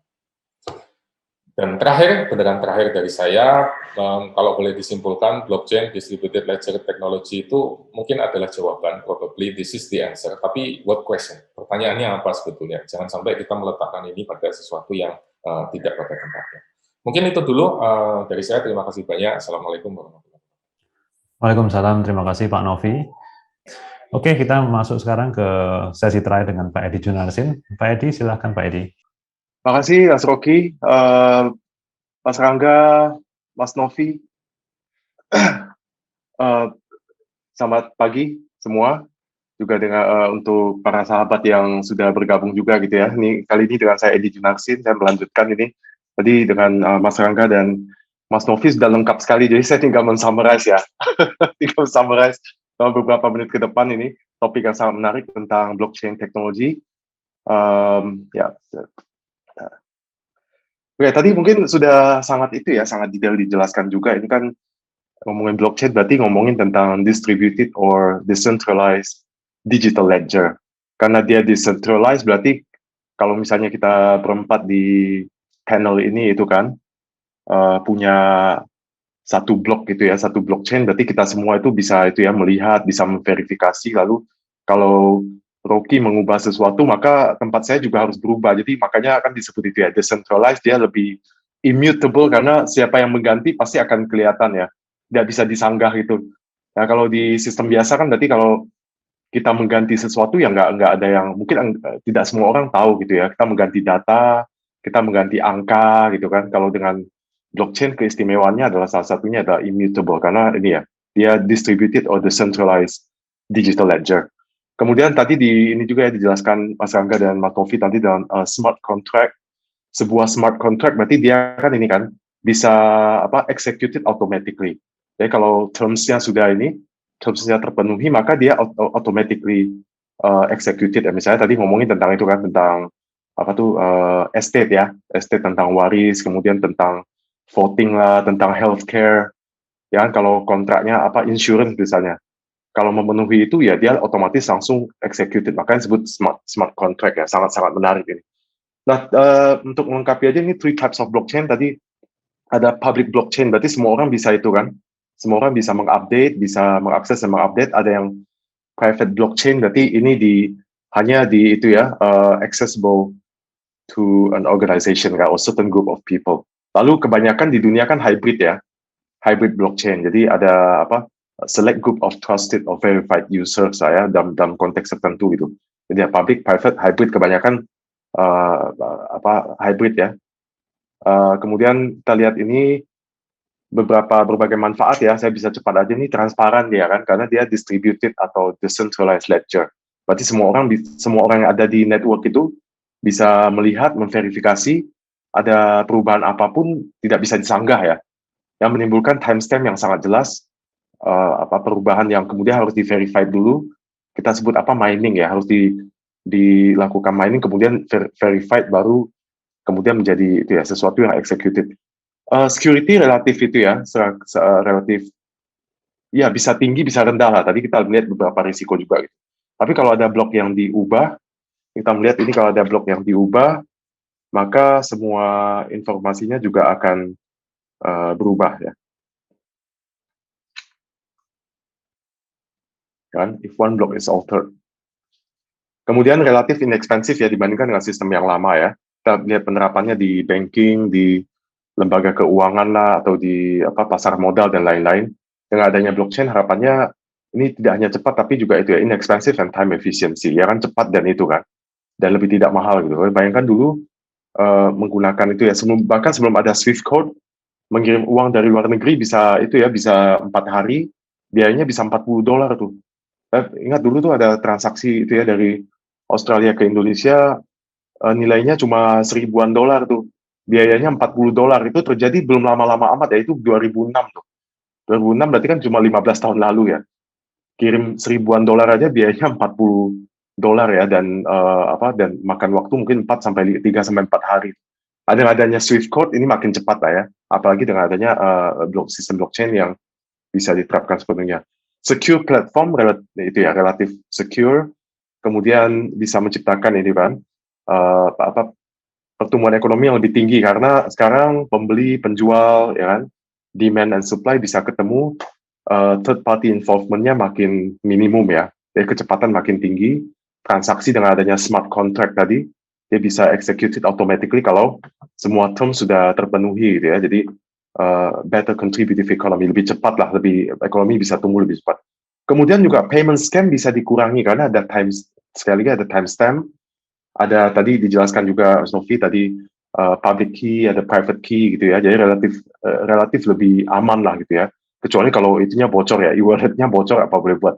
Nah mungkin saya akan ini lanjut ke backbone-nya itu ya tentang Bitcoin karena ini mungkin itu ya spesialisasi saya di bidang keuangan. Nah tadi dijelaskan juga Mas Rangga, ini kan dulunya kita punya gold system ya, kemudian kita punya semi gold system, akhirnya kita menggunakan fiat money kan. Fiat money berarti central bank mencetak uang tanpa jaminan apapun. Kalau dulu di gold system, berarti kan semua uang yang diterbitkan itu harus di backup dengan emas ya. Ya contohnya dulu misalnya 1 ounce of gold, ini ya, 1 pound harus di backup dengan 35 ounces of gold. Kemudian jadi semi gold ya, semi gold system berarti zaman setelah Perang Dunia II, kemudian ada Bretton Woods system, boleh di backup dengan emas atau di backup dengan US dollar. Nah, kemudian setelah itu kan bubar ya, tahun 70, tahun 71 bubar, jadilah fiat money system. Nah, fiat money tadi ini juga dijelaskan juga oleh Mas Rangga dan Mas Novi, ini kan fiat money berarti ada inilah risiko hyperinflation ya, penyalahgunaan oleh itu misalnya the government, karena itu ya mereka cetak uang supaya ini kan cepat membiayai pembangunan dan lain-lain. Jadi terjadi inflation dan lain-lain. Nah, ketidakpuasan ini lalu menimbulkan banyak sekali alternatif lain. Jadi kan kalau gold kan abadi ya, gold kan eternal, tapi gold itu physical gitu ya. Ya nggak? Nah, banyak kemudian timbul alat-alat lain kan, alat-alat non emas gitu. Tapi kebanyakan tuh physical ya. Dulunya misalnya kita sebutlah dulu zaman saya SMA tuh ada orang ini ya lagi ramai-ramai kartu NBA itu loh. Kartu NBA itu lumayan loh, ada yang $30, ada yang $100, ada yang bahkan ratusan ribu dolar dapat Michael Jordan special itulah ya, bisa Apple Deck apa gitu. Jadi orang dulu udah menciptakan sebenarnya itu ya alat pembayaran lain ya. Cuma dulu physical kan, ada NBA cards, kemudian belakangan ada batu aki nih, ya nggak? Batu aki kan juga ini kan bisa jadi medium pembayaran juga secara tidak langsung kalau punya nilai kan, tapi physical. Nah kemudian timbul juga yang non physical, itu teman-teman yang suka main game ya, misalnya sekarang saya main game lah, PUBG lah, atau ini ya, dulu mungkin ada Dota dan sebagainya. Saya beli tombak nih. Saya beli tombak, harganya $5. Saya beli sepatu $5 di game itu kan. Terus kalau avatar saya kan, figur saya naik gitu ya. Main game gitu. Tiba-tiba status saya naik. Terus tombak saya sekarang bernilai $20. Berarti kan ini kan, terjadi ini ya. Valuation-nya naik ya. Jadi tombak saya dulu saya beli 5, sekarang 20. Berarti saya bisa kan bayar orang pakai itu kan sebagai kan, pakai pecahan tombak atau ya, itu non physical lah, mulai ada timbul itu ya. Tapi tidak sistematis saja. Ya beda dengan Bitcoin yang kemudian dia menjadi sangat itu ya, sistematis menjadi alternatifnya gold kan. Ya kalau jadi ada fiat money yang selalu ada ya di tiap negara, fiat money, paper and coin. Kemudian ada gold yang selalu abadi itu. Nah orang mulai ini kan menginginkan sesuatu yang alternatif lain kan ya, dulunya physical ya kayak kartu lah, kemudian batu akik dan lain-lain. Tapi yang non physical berarti ada ini kan, ada kayak itu tombak segala macam. Di masa depan mungkin kita beli nasi goreng bisa itu ya, bayar pakai tombaknya game itu ya, pakai tap ya, NFC itu. Beli nasi goreng bayarnya pakai itu, pakai sepatunya game atau apa gitu. Nah, tapi ini Bitcoin dan Ethereum dan kawan-kawan ini mensistematiskan sistem itu dengan backbone-nya adalah blockchain ya, teknologi. Nah, kita lihat sejarah ini, saya skip aja ya. Jadi ini ada siapa nih, Satoshi Nakamoto Satoshi ini, mungkin mirip dulu zaman saya dulu namanya Minami Kotaro ya, Satya Baja Hitam ya namanya. Minami Kotaro itu Satya Baja Hitam, kalau ini Nakamoto Satoshi ya, 2009 dia ada Genesis Block dan lain-lain. Ini beberapa sejarah. Teman-teman lihat ya, di tahun 2009 ini nilainya masih berapa loh? 2.300 Bitcoin per dollar ya, per dollar loh ini. Sekarang tuh berapa ya? Sekarang kebalikannya kan, ratusan ribu per Bitcoin, ya nggak? Dulu tuh berarti berapa sen tuh ya? per Bitcoin kan berapa sen dollar kan, US cents per dollar per Bitcoin ya. Terus tahun 2010 pertama kali itu ya, Bitcoin pizza digunakan deh. Luar biasa, 10 tahun kemudian itu. Saya masih ingat ya, 2014 tuh ada itu ya, ada mahasiswa dari Erasmus gitu. Lu tanya di kelas itu ya, dia bilang dia habis beli Bitcoin kan. Habis beli Bitcoin dia bilang 16 euros per Bitcoin gitu. 16 euros loh. Dia tanya kira-kira gimana ya? Terus saya bilang saya nggak tahu ya, I don't know. 2014 ya nggak ada yang tahu loh. 16 euros per Bitcoin. Kalau dia masih nyimpan itu betapa ini ya, kaya banget ya. Nah ini 2017 ya, teman-teman masih ingat nih 2017 saya termasuk yang ikut ini juga nih. Ya ikut menikmati tapi tidak optimal ya, karena ada apa ketakutan lah dulu ya. Jadi ceritanya dulu kan ini kan tahun-tahun segitu pernah mencapai 56 juta per keping gitu ya. Lalu saya beli nih 56 kan. Ternyata naik nih. Lihat ya, 2017 sampai 20.000 kan.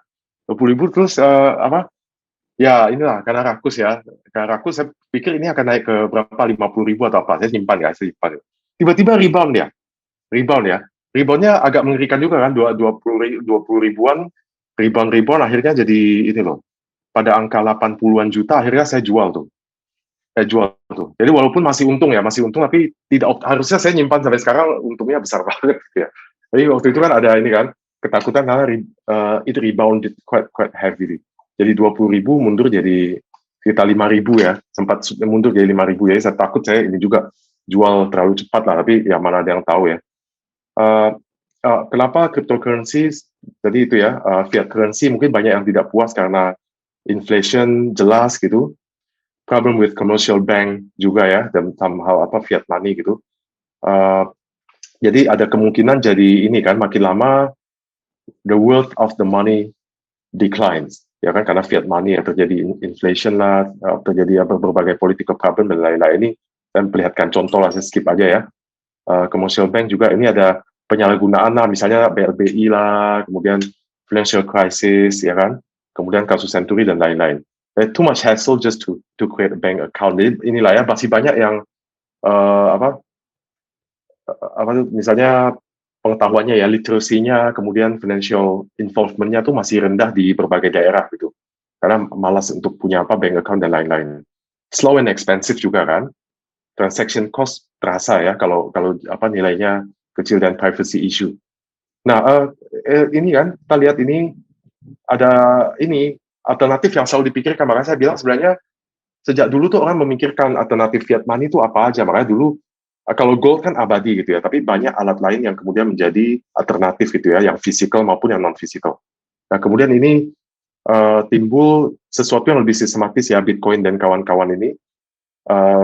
Mereka memimpikan apa nih? Money that cannot lose value because of inflation. Kemudian yang decentralized and itu ya, dan trustworthy ya. Kemudian yang open, anyone could participate. Kemudian juga borderless ya kan, fast and cheap. Kemudian yang secure, immutable ya.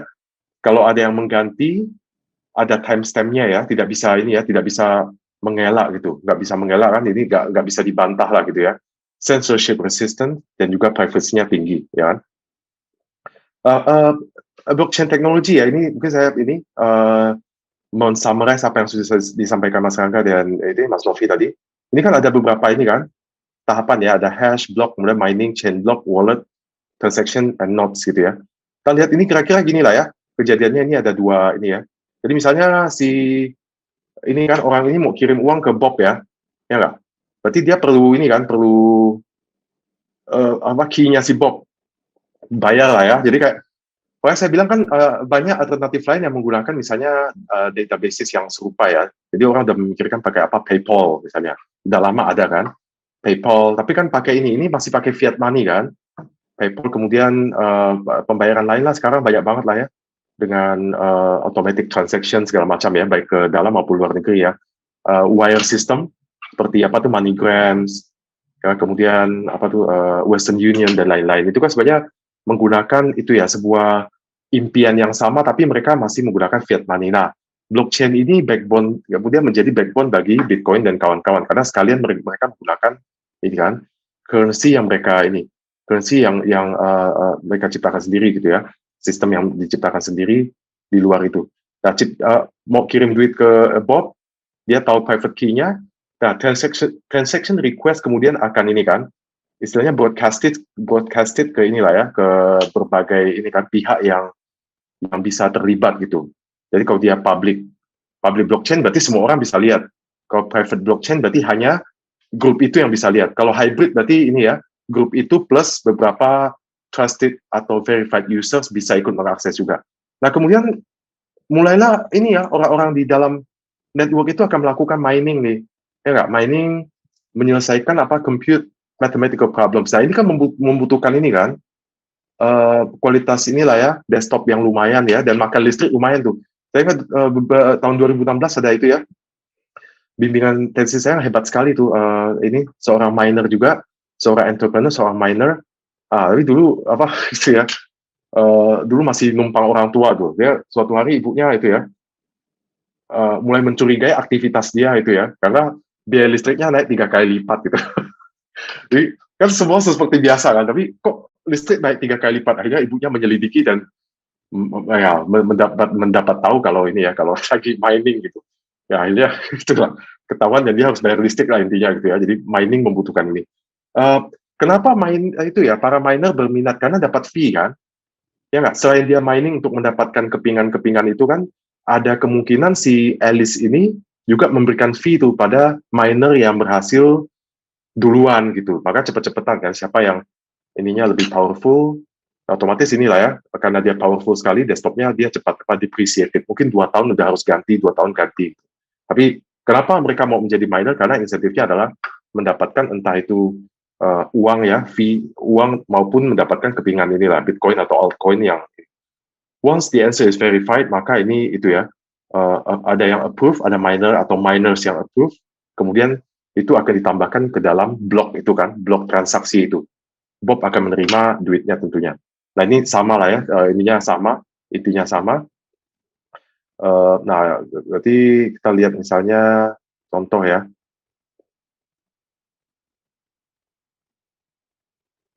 Kayak ini hash ya, hash ini kan tiap itu akan ada hash lah, hash itu kayak inilah ya, ada kode-kode tertentu, ini hash kemudian akan masuk ke dalam blok tertentu, ini bisa blok pertama ya, pembayaran Alice ke Bob lah misalnya, kemudian Bob akan membayar ke siapa dalam rangkaian transaksi yang sama, berarti dia masuk berbagai, makanya namanya the chains of block, ya di rangkaian kata berarti namanya blockchain lah ya, tapi ini kan the chains of block, jadi misalnya di transaksi itu ada berbagai blocks ya.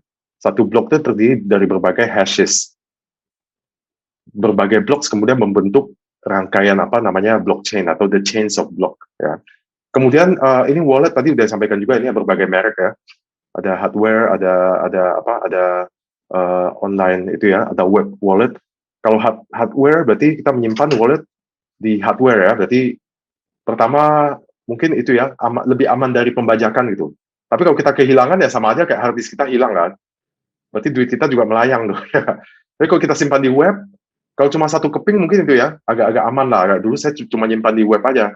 Karena saya cuma coba beli satu keping kan dulu kan. Tapi kalau kita punya kayak Elon Musk itu punya ribuan keping itu juga ya.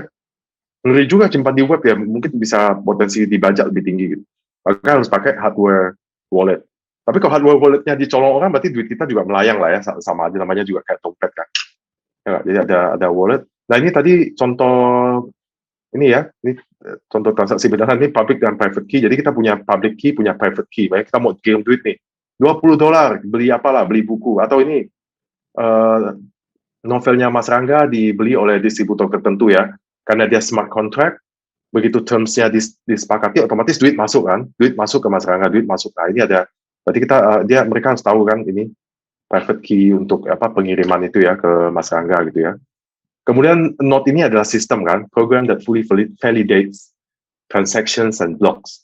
Jadi kayak ini ya, program yang inilah ya, para miners dan ini verifiers atau validators melakukan validation dan verifikasi terhadap ini. Nah, cryptocurrency ini Bitcoin yang paling terkenal, sekali lagi saya akan cepat nih karena waktunya ini semakin pendek ini. Bitcoin first cryptocurrency, ada kepingan-kepingannya ya, alternatifnya altcoin ya. Altcoin misalnya bentuknya Genesis block, kemudian fork blockchain. Kemudian ada nama-nama lain lah ya selain ini. Sampai hari ini lebih dari 4,000 cryptocurrencies, but not all of them are valuable, of course. Total market cap sekarang berapa? 1.7 trillion, ya besar sekali ya. Cryptocurrencies don't have intrinsic values.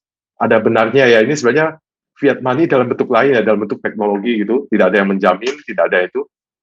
Cuma Bitcoin the first lah ya, 21 million supply limit ya, seperti tadi dijelaskan juga ya. Ini termasuk yang sangat cepat, ini hash rate-nya tinggi sekali, 26 million pH per second. Ini ya, market cap hingga saat ini $645 billion ya kan, ini ya. Kemudian ada Ethereum tadi, kemudian Ethereum ini no supply limit ya, no supply limitation, market cap-nya relatif lebih kecil. Kemudian ada Litecoin, ada Monero, ada Putin Coin ya, besok ada Novi Coin atau Rangga Coin. Kita tinggal buatlah, tinggal siapa yang percayanya kan. Ini kan ini ya, the business of trust gitu ya. Ya kalau percaya ya ini, ya bisa aja gitu ya. Future inilah ya, berbagai hal ini kita lihat Bitcoin, Ethereum, SIA, Steam, Golem dan lain-lain ini.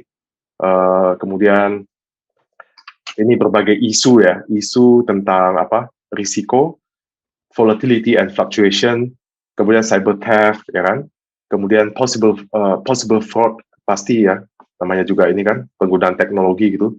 Kemudian unclear regulatory environment, ini benar ya, karena kita lihat banyak negara yang belum jelas. Kemudian relies heavily on digital proof and no physical collateral. Jadi kayak fiat money dalam bentuk teknologi lah ya. Lalu kita lihat ini berbagai ini ya limitation yang lain, misalnya penggunaannya mungkin masih terbatas ya. Kemudian Bitcoin market bisa volatile terutama kalau ada krisis kan. Seperti kemarin tuh Elon Musk tiba-tiba pakai banyak, angkanya naik kan. Elon Musk tiba-tiba marah-marah sama Bitcoin, harganya langsung drop ya. Ya itu ya, volatility-nya relatif tinggi gitu. Karena ini kan sebenarnya kan itu kan, ya namanya uang kan sebenarnya alat pembayaran ya, bukan alat investasi sepenuhnya kan. Tapi ini kan legal statusnya ambiguous ya. Kita lihat nih berbagai negara pada nggak jelas nih. Misalnya negara tetangga kita Singapura mengizinkan ini jadi dua-duanya, mengizinkan ini sebagai means of payment termasuk juga sebagai commodity atau ini ya investment class. Indonesia tidak mengakui ini sebagai the means of payment. Tidak diakui sebagai means of payment. Tapi kalau orang mau investasi, menjadikan ini sebagai investment class, ya terserah. Itu adalah risiko tanggung sendiri lah intinya ya. Risiko tanggung sendiri gitu. Tapi bukan means of payment. Ada negara seperti ini, Australia. Australia berarti memperlakukan cryptocurrency sebagai means of payment juga. Dia perlakuan sebagai currency dan juga investment class.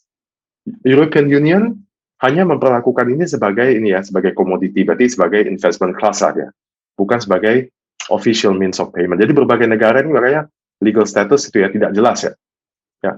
Application ini ya financial services, saya cepat aja 1 menit aja. Cross border transactions, smart bonds tadi ya, karena ada smart payment atau smart contract yang bisa ini. Point of sale ya, beli barang ya. Nah sekarang yang sudah terjadi kan NFC kan masih pakai fiat money kan. Kalau kita ke Korea bahkan ekstrim sekali ya. Kalau Amerika kan ini, Amerika kita mau bayar pakai cash diterima ya. Kita mau bayar pakai kartu ya, debit atau kredit diterima. Kita mau pakai NFC yang tap ya, sistem tap diterima juga. Jadi apa aja boleh. Tapi di Korea itu ya, bukan hanya cashless society tapi cardless ya. Korea termasuk yang ekstrim banget ya. Cardless saya ingat tuh ini ya. Tahun 2019 kan ini kan, sebelum pandemik saya masih sempat ini ke situ ya, saya makan di restoran gitu ya. Depan saya semua cepat sekali tuh ini ya. Datang bayar ya. Saya nggak bawa mie ya. Bawa ramion terus ini langsung tap langsung pergi kan. Ada yang depan saya nasi goreng langsung tap langsung pergi. Nah, ya maksudnya ini ya. Kalau saya nggak bicara atau apa kan mungkin itu ya mereka kira ini orang Korea lah ya. Mirip-mirip Hyun Bin Song Joong Ki apa. Ya, waktu saya keluarkan cash saya ketahuan ya, Cina dari mana nih ya? Ya, ini ketahuan pegang cash ya pasti bukan orang Korea kan? Karena Korea pasti tap ya, tap pergi gitu. Begitu saya datang saya keluarin cash harus kembali lagi. Jadi saya lihat muka kasirnya agak masam-masam dikit ya, kurang aja buang waktu ya. Jadi udah bayar perlu kembalian lagi kan? Itu jadi termasuk ya. Tapi kan masih fiat money kan itu kan. Nah di kemudian hari jelas ini akan menjadi inilah ya. akan banyak menggunakan tadi itu kan, Bitcoin, Ethereum dan kawan-kawan. Cross border transaction, lending and borrowing, jadi lebih cepat kan. Informasi, misalnya kita bicara apa tuh clearing and settlement, kemudian credit rating ya. Misalnya cepat aja nih. Credit rating juga kan, sampai sekarang kita nggak punya, paling cuma ada ini aja list di ini ya, Bank Indonesia gitu. Istilahnya itulah credit rating atau background check ya. Nggak ada kan transaksi kita di masa lalu, nggak ada yang menyimpan dengan itu loh ya. Seperti di Amerika ada FICO score. Kita di Indonesia misalnya belum ada. Kalau dengan adanya sistem ini, ada blockchain ini, seperti yang dijelaskan Mas Raga, Mas Sofi tadi, enak sekali tuh. Kita lihat Rocky datang pinjam duit ya, saya ini kan financial institution, Rocky datang mau pinjam 100 miliar. Saya tinggal lihat aja kan, saya punya ini, saya minta ini informasi dari Rocky, saya lihat di blockchain-nya, oh dulu dia transaksi ini ya, dia punya proyek ini, dia ketepatan bayarnya bagus ya, semua verified, nggak bisa dibantahkan itu kan. Nah cepat sekali kan, kalau Rocky besok saya udah bisa cairin duitnya, saya nggak perlu sekarang tiba-tiba saya harus mata-matai Rocky ya, rumahnya di mana. Terus saya harus lihat apa Facebook dia dulu ini nggak nih? Oh ternyata dulu pacar di mana-mana ya, segala macam. Nggak perlu karena udah ada ini kan, ada blockchain ini ya, jelas banget. Jadi settlement jelas, background check gampang ya nggak, credit scoring juga gampang ya kan. Ya banking juga sama lah, trade finance ya, ekspor impor, kalau cross border. Saya kira inilah untuk ini saya kembalikan ke Mas Rocky karena pasti banyak yang ini ya pertanyaan buat ini teman-teman semua juga. Terima kasih. Baik, terima kasih Pak Edi. Ini animo dari para penanya sangat tinggi. Thank you. Ini kita mulai dari mana ya enaknya ya? Mungkin dari atas ya. Nanti beberapa pertanyaan akan kami jawab lewat teks. Terima kasih Pak Novi sudah menjawab juga. Kita akan masuk ke sesi tanya jawab sekarang. Sekali lagi silahkan type ya. Nanti kita akan beri kesempatan untuk menyampaikan secara live itu. Ini dari atas dulu ya, ini ada dari Ignatius Aryono, saya akan beri kesempatan untuk menyampaikan secara live. Baik, terima kasih. Selamat siang, selamat pagi, apakah suara saya bisa didengar? Ya, masuk, silakan. Oh ya, baik. Saya Aryono dari Prodi Akuntansi Sanata Dharma. Jadi memang kebetulan saya juga sedang mendalami Bitcoin ini karena bidang riset saya itu sistem informasi akuntansi. Nah, tadi yang saya tanyakan di Q&A adalah bahwa Bitcoin itu kan blockchain kripto itu juga mulai merambah ke dunia olahraga, dunia lain selain bisnis lah. Atau juga mungkin sekarang dunia olahraga udah jadi bisnis juga. Ya seperti di Euro kemarin ada perusahaan Bitcoin yang kemudian jadi sponsor, kemudian di Formula 1 juga ada. Nah, pertanyaan saya tadi adalah bagaimana kira-kira nanti peluang Bitcoin ini atau blockchain ini untuk di Indonesia? Itu yang pertama. Kemudian yang kedua tadi yang saya tuliskan juga sekalian, investasi Bitcoin seperti Dogecoin dan lain sebagainya itu mulai marak. Nah, apakah ini hanya sekedar hype saja seperti yang tadi sempat dibahas, atau mungkin akan sustain untuk periode yang jangka panjang? Terima kasih. Baik, terima kasih Mas Aryono. Monggo kepada narasumber. Siapa duluan? Monggo, oke, baik. Nanti mungkin silakan Mas Novi atau Mas Edi bisa menambahkan ya. Ya, jadi menurut saya yang namanya blockchain ini sesuatu yang unstoppable ya, sudah tidak bisa dibendung lagi ya. Sepertinya ke depan ini akan ada banyak pihak yang semakin tertarik dengan teknologi ini. Kita nggak ngomongin Bitcoin ya, kita ngomongin blockchain-nya ya. Jadi karena ini unsolvable ya sama seperti kayak ombak gitulah, nggak bisa dibendung. Yang harus kita lakukan ya kita belajar berselancar di atasnya ya, menggunakan blockchain teknologi ini untuk banyak hal gitu ya. Nah, kalau yang ditanyakan terkait dengan cryptocurrency-nya, terkait dengan mungkin Bitcoin-nya ya saya rasa juga tadi saya sudah sampaikan ya, saya lebih tertarik untuk membahas ini sebagai teknologinya ya. Jadi kalaupun Bitcoin jangan dilihat sebagai currency. Memang ya dia memiliki beberapa sifat yang sama dengan uang ya, bisa menyimpan nilai, bisa dipakai untuk alat pembayaran juga ya. Cuma ada satu kelemahan yang tidak bisa kita pungkiri dengan cryptocurrency dan Bitcoin ini, yaitu volatility-nya ya. Tadi ada pertanyaan juga terkait dengan Doge nih ya. Nggak mungkin ya yang namanya alat pembayaran yang dipakai untuk currency itu kan sangat nggak stabil ya. Dan apalagi ini hanya bergantung dari tweet seseorang gitu ya. Misalkan kita mau beli sesuatu ya pakai Bitcoin atau pakai Doge ini ya, mau beli bakso terus kemudian tukang baksonya bilang maaf ini sudah nggak berlaku lagi, harganya sudah naik beda karena kemarin baru aja Atta Halilintar nge-tweet sesuatu, nggak bisa seperti itu ya. Jadi ini sangat nggak stabil sekali ya untuk dijadikan sebagai currency. Itulah sebabnya kita bicaranya crypto aset saja, jangan cryptocurrency, karena kita lebih melihat ini sebagai komoditi yang mungkin bisa diperdagangkan gitu ya, tapi tidak sebagai currency ya. Karena kalau melihat efek currency-nya ini sangat sangat kontroversial ya. Nah, terutama juga tadi nih yang ditanyakan Mas Ignatius terkait dengan Doge ini juga menurut saya ini juga sesuatu yang konyol ya. Kalau Bitcoin itu kan masih lumayan lah jumlahnya dibatasi, tapi Doge sendiri itu kan unlimited ya. Jadi hati-hati ya, seperti kayak Doge ini ya. Bahkan Elon Musk kan sempat bikin joke ya, Doge ini kalau dibalik itu kan e-god, electronic god maksudnya. Ya, bahkan ini ada perusahaan yang aktif mempromosikan ini ya. Ini saya rasa juga harus kita lihat dengan penuh kehati-hatian ya. Jangan sampai kita terbuai ya dengan hal-hal yang seperti ini. Jadi kalau mau berinvestasi di crypto aset ya, saya tetap akan menyarankan juga pelajari fundamentalnya ya. Ada project apa di balik koin itu ya. Nah, ini yang mungkin lebih menarik ya untuk kemudian dikaji gitu ya. Mungkin Mas Novi atau Mas Edi bisa menambahkan?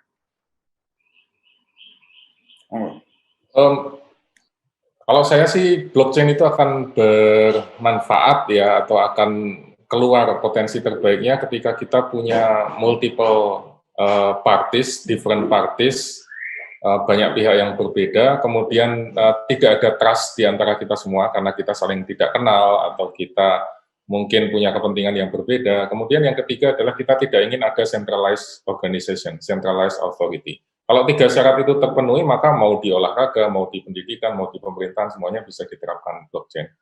Itu aja sih kalau dari saya. Ya, setuju sekali. Saya kira itu ya.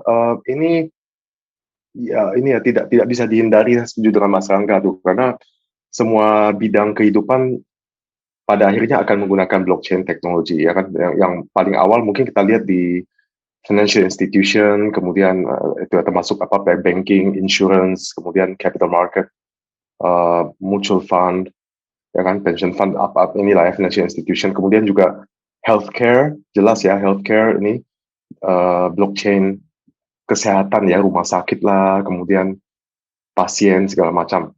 Jadi yang sebenarnya kan sedikit banyak kan orang sudah melakukan itu kan dengan database. Misalnya kalau di perusahaan mungkin kita punya SAP. Di rumah sakit mereka punya sistem akuntansi, sistem informasi rumah sakit. Ya nggak, semua sebenarnya sudah melakukan, tapi skalanya itu kan, skalanya belum belum global atau belum belum komprehensif lah gitu. Masih segmented, kemudian by organization gitu.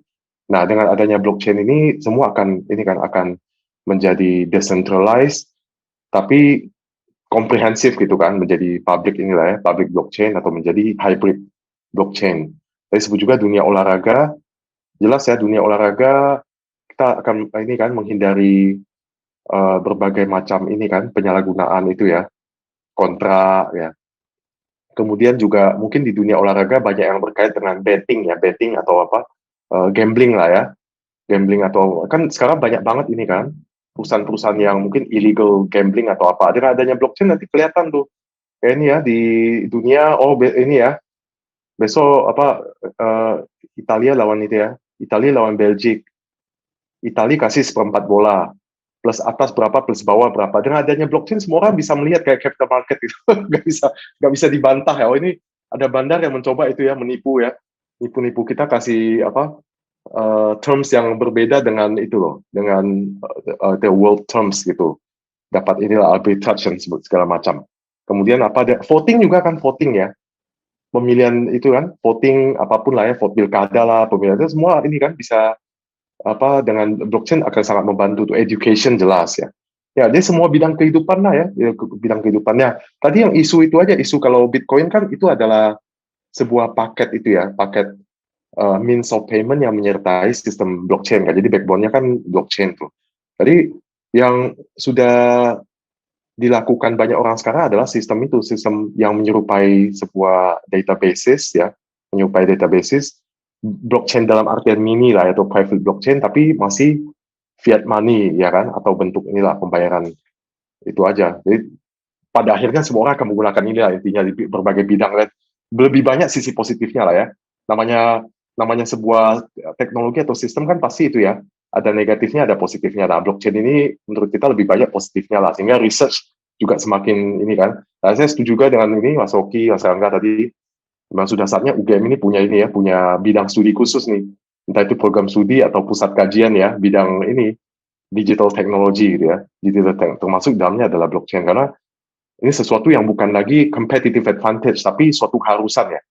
Bukan competitive advantage, kalau kita punya itu bukan competitive advantage loh. Kucing aja lama-lama tahu blockchain loh. Aku tuh jangan-jangan udah tahu ya. Kita kayak kucing di jalan punya Ethereum nggak? Jangan-jangan punya ya. Ya, jadi bukan competitive advantage lagi, tapi suatu keharusan ya. Terima kasih Mas Koki. Oke, terima kasih Pak Edi. Kita langsung nih berikutnya dari Pak Sahid. Ada pertanyaan, saya akan memberikan kesempatan Pak Sahid untuk menyampaikan langsung saja. Sebentar, saya allow talk dulu. Monggo Pak Sahid. Oke, terima kasih ya. Saya menyoroti masalah ini ya, kondisi di negara berkembang ya, di mana saya yakin banyak konsumen awam ya yang barangkali tidak menguasai ataupun tidak memiliki akses teknologi. Nah, sehingga misalkan dia melakukan investasi pada mata uang kripto ataupun aset kripto, nah itu yang saya pikirkan bagaimana pelindungan yang bisa dilakukan pada konsumen tersebut.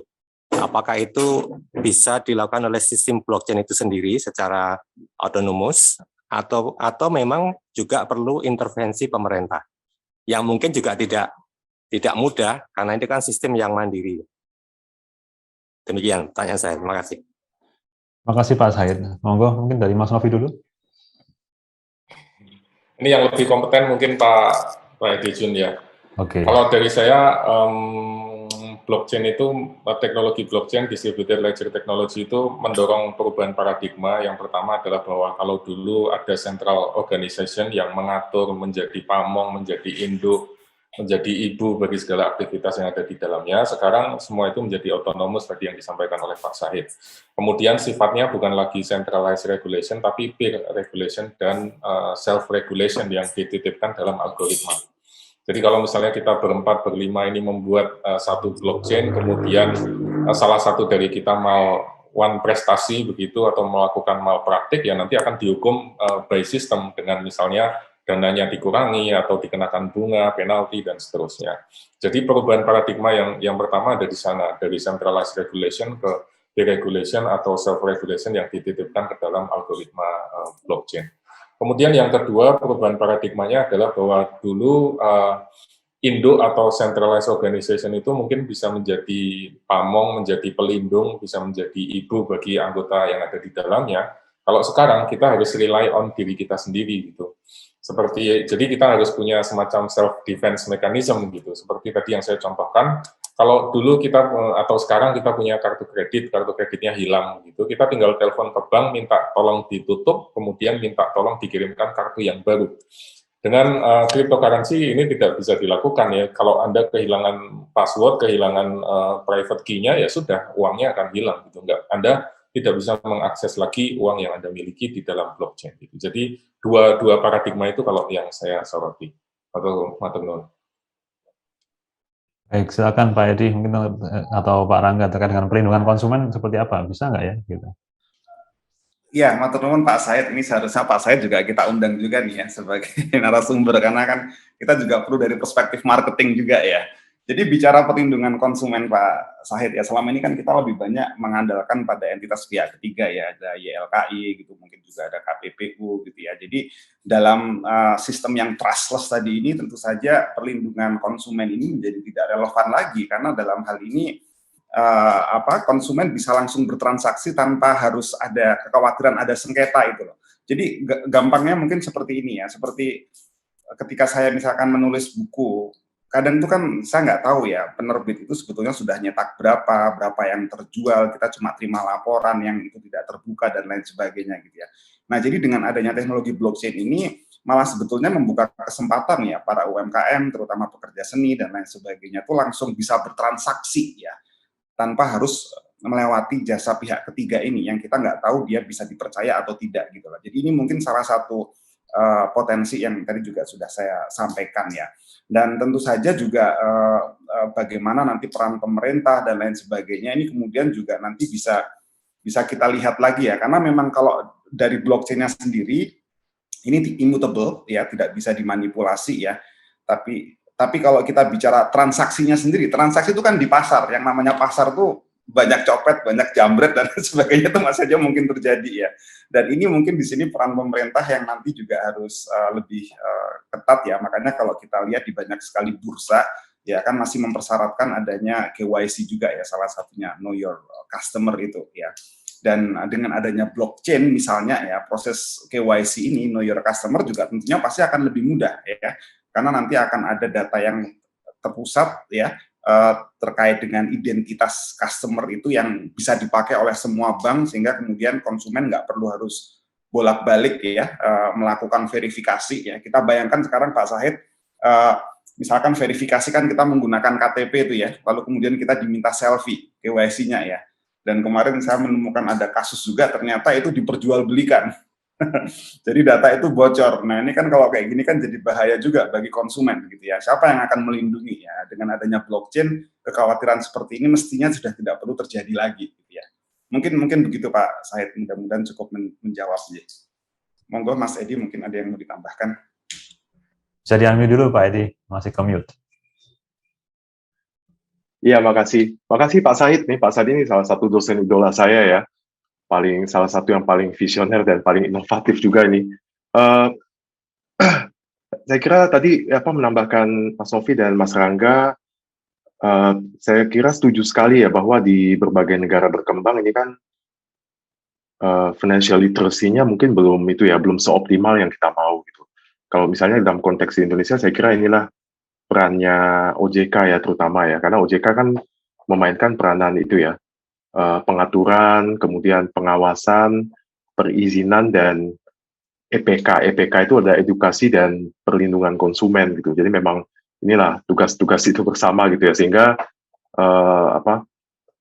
penyebaran informasi dan juga itu ya pengetahuan tentang teknologi akan makin meningkat. Jadi memang butuh waktu gitu. Tapi kalau kita lihat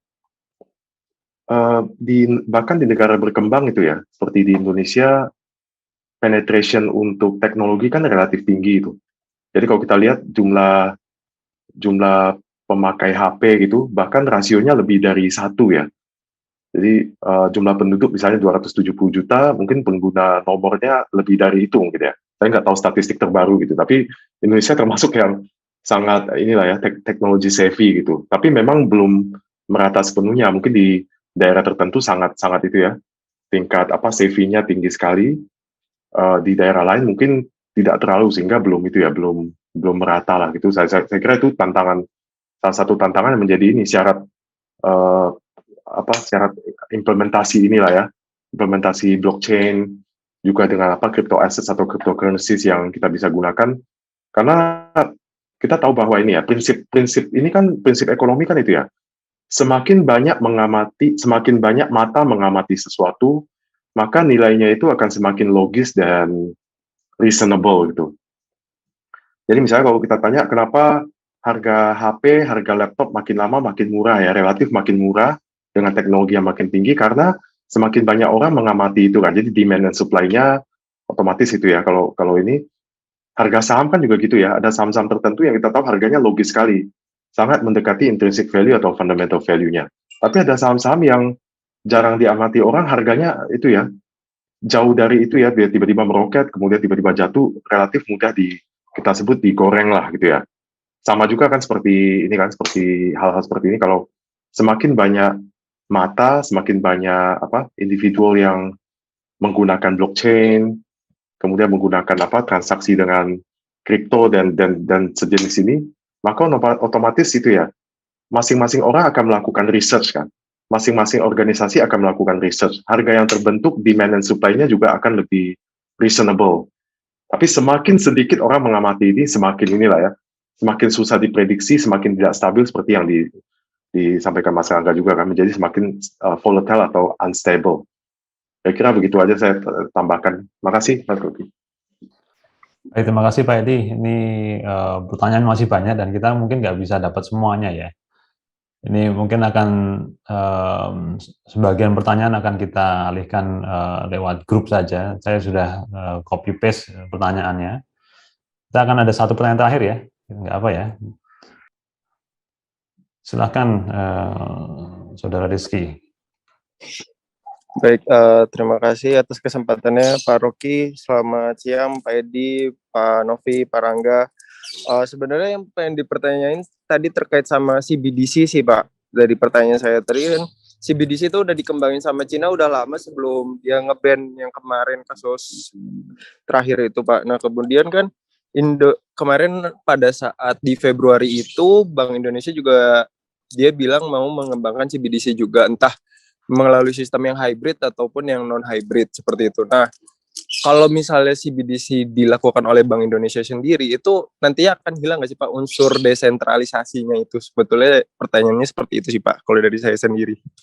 Terima kasih. Ya, terima kasih Mas Rizky. Monggo silakan. Ya, baik, mungkin coba saya singgung sedikit ya. Jadi CBDC ini kan sebagai salah satu langkah ya yang dilakukan oleh central bank untuk kemudian juga bisa memanfaatkan teknologi blockchain ini ya. Jadi kalau tadi sudah saya sampaikan juga di awal, banyak perusahaan yang sekarang itu bergerak dalam hal intermediary ya, justru yang paling punya concern dengan teknologi ini ya. Dan central bank saya juga tentunya sangat punya concern dengan teknologi ini ya. Nah itulah sebabnya kenapa kemarin di Cina ya sangat gencar sekali ya mengkampanyekan untuk melarang Bitcoin ya. Dan ternyata ini bagian dari rencana mereka memang ingin membuat CBDC ini ya, yang nanti tentunya juga dugaan saya pasti akan diikuti oleh central bank yang lain gitu ya. Dan tentu saja kalau kita bicara stablecoin seperti USDT, Tether, BUSD, Binance, US Dollar ini kan kalau kita lihat koin yang sebetulnya itu di-pack dengan fiat currency ya. Nah, kalau CBDC ini tentu saja bisa saja menjadi suatu hal yang berbeda ini ya, yang nanti mungkin juga kalau kita lihat akan ada inisiatif juga dari setiap bank sentral itu untuk tidak lagi mencetak uang ya, seperti yang kita lihat sekarang ya, tapi akan ada bentuk uang-uang digital ini yang salah satunya nanti akan menjadi salah satu turunan juga dari crypto asset CBDC ini ya. Dan itu yang mungkin nanti akan terjadi Mas Rizky ya. Dan satu lagi yang kemarin juga sempat rame itu kan kalau kita lihat kasusnya XRP ya serta Ripple Company itu kan ada dispute juga terkait dengan international payment system yang sedang dikembangkan oleh Ripple Company ini ya, yang mereka juga punya currency yang namanya XRP ini ya. Yang itu juga menurut saya bisa menjadi salah satu contender juga ya dari CBDC ini ya. Jadi kalau CBDC itu kan mungkin diterbitkan oleh satu negara, tapi apa yang dilakukan oleh Ripple Company ini yang kemudian bisa dipakai untuk lintas negara ya. Nah, memang sekarang kita jadi akan merenungkan kembali ya tentang bagaimana sekarang negara otoriti itu akan berkompetisi juga dengan private company ya. Dan itu sekarang sudah terjadi kan. Misalnya ketika NASA dulu ya sekarang berkompetisi dengan SpaceX gitu ya. Bahkan dulu Damri, pemerintah punya dinas perhubungan ya pernah berini juga dengan Gojek dan lain sebagainya. Menurut saya ini menjadi dinamika yang akan sangat menarik sekali ke depan untuk kita amati ya. Ya mungkin begitu Mas. Baik, terima kasih Mas Pak Rangga, Mas Rizky semoga menjawab. Itu jadi pertanyaan terakhir yang dijawab oleh para narasumber. Sekali lagi terima kasih atas partisipasinya. Mungkin saya tambahkan dikit ya Mas Rocky, dikit aja dikit. Silakan. Kalau menanggapi Rizky tadi, Mas Rizky, saya kira ini ya realistisnya sih mau melarang kayak apa juga nggak bisa lah. Itu kan teknologi, gimana cara melarang ya. Jadi melawan teknologi itu sesuatu yang saya kira itu ya mustahil ya. Cuma gini aja kan kalau negara tertentu kan punya aspek politik lah ya. Misalnya untuk menguatkan ideologi negaranya, kita sih nggak bilang ini benar atau salah, itu kan hak masing-masing negara ya. Jadi lawan teknologi saya nggak kebayang ya gimana cara kita mau blok juga di negara tertentu. Facebook dilarang, lalu dia punya sendiri namanya X lah ya, kita nggak sebut paham lah maksud saya. Lalu WhatsApp dilarang, dia bikin sendiri atau apa. Nah kita tahu berjuta-juta orang di negara itu juga pakai WhatsApp itu loh. pakai VPN, ya nggak bisa dilarang lah hal-hal kayak gitu ya. Jadi yang ada adalah punya pilihan yang lebih baik atau enggak. Jadi kalau misalnya kita bilang, oke, kita ini deh mengurangi itu ya volatility atau fluctuation Ethereum atau Bitcoin, lalu kita buat ini central bank digital currency kita sendiri. Nah, itu kan hak kita ya. Jadi itu memberikan pilihan yang lebih baik gitu. Tapi kalau kita bilang kita larang, waduh ini ya saya nggak kebayang. Akhirnya ya ini ya realistisnya cuma secara politik aja kita memberikan statement bahwa kita melarang. Tapi masyarakat kita ya mau menggunakan atau apa gimana cara mencegahnya. Ya seperti inilah. Jong Un bilang jangan nonton film Korea ya. Terus dia sendiri nonton apa Alhambra, Vincenzo, mungkin dia juga nonton gitu ya. Ini gimana? Larangnya gimana ya nggak? Gimana cara, kan tapi kan ada ini aja statement, oh ini ya negara kita nggak boleh pakai ini loh ya, nggak boleh loh ya. Tapi kalau ya mungkin leadernya atau masyarakatnya tetap pakai ya nggak bisa dihindari itu ya, suatu yang mustahil untuk inilah teknologi kok ya.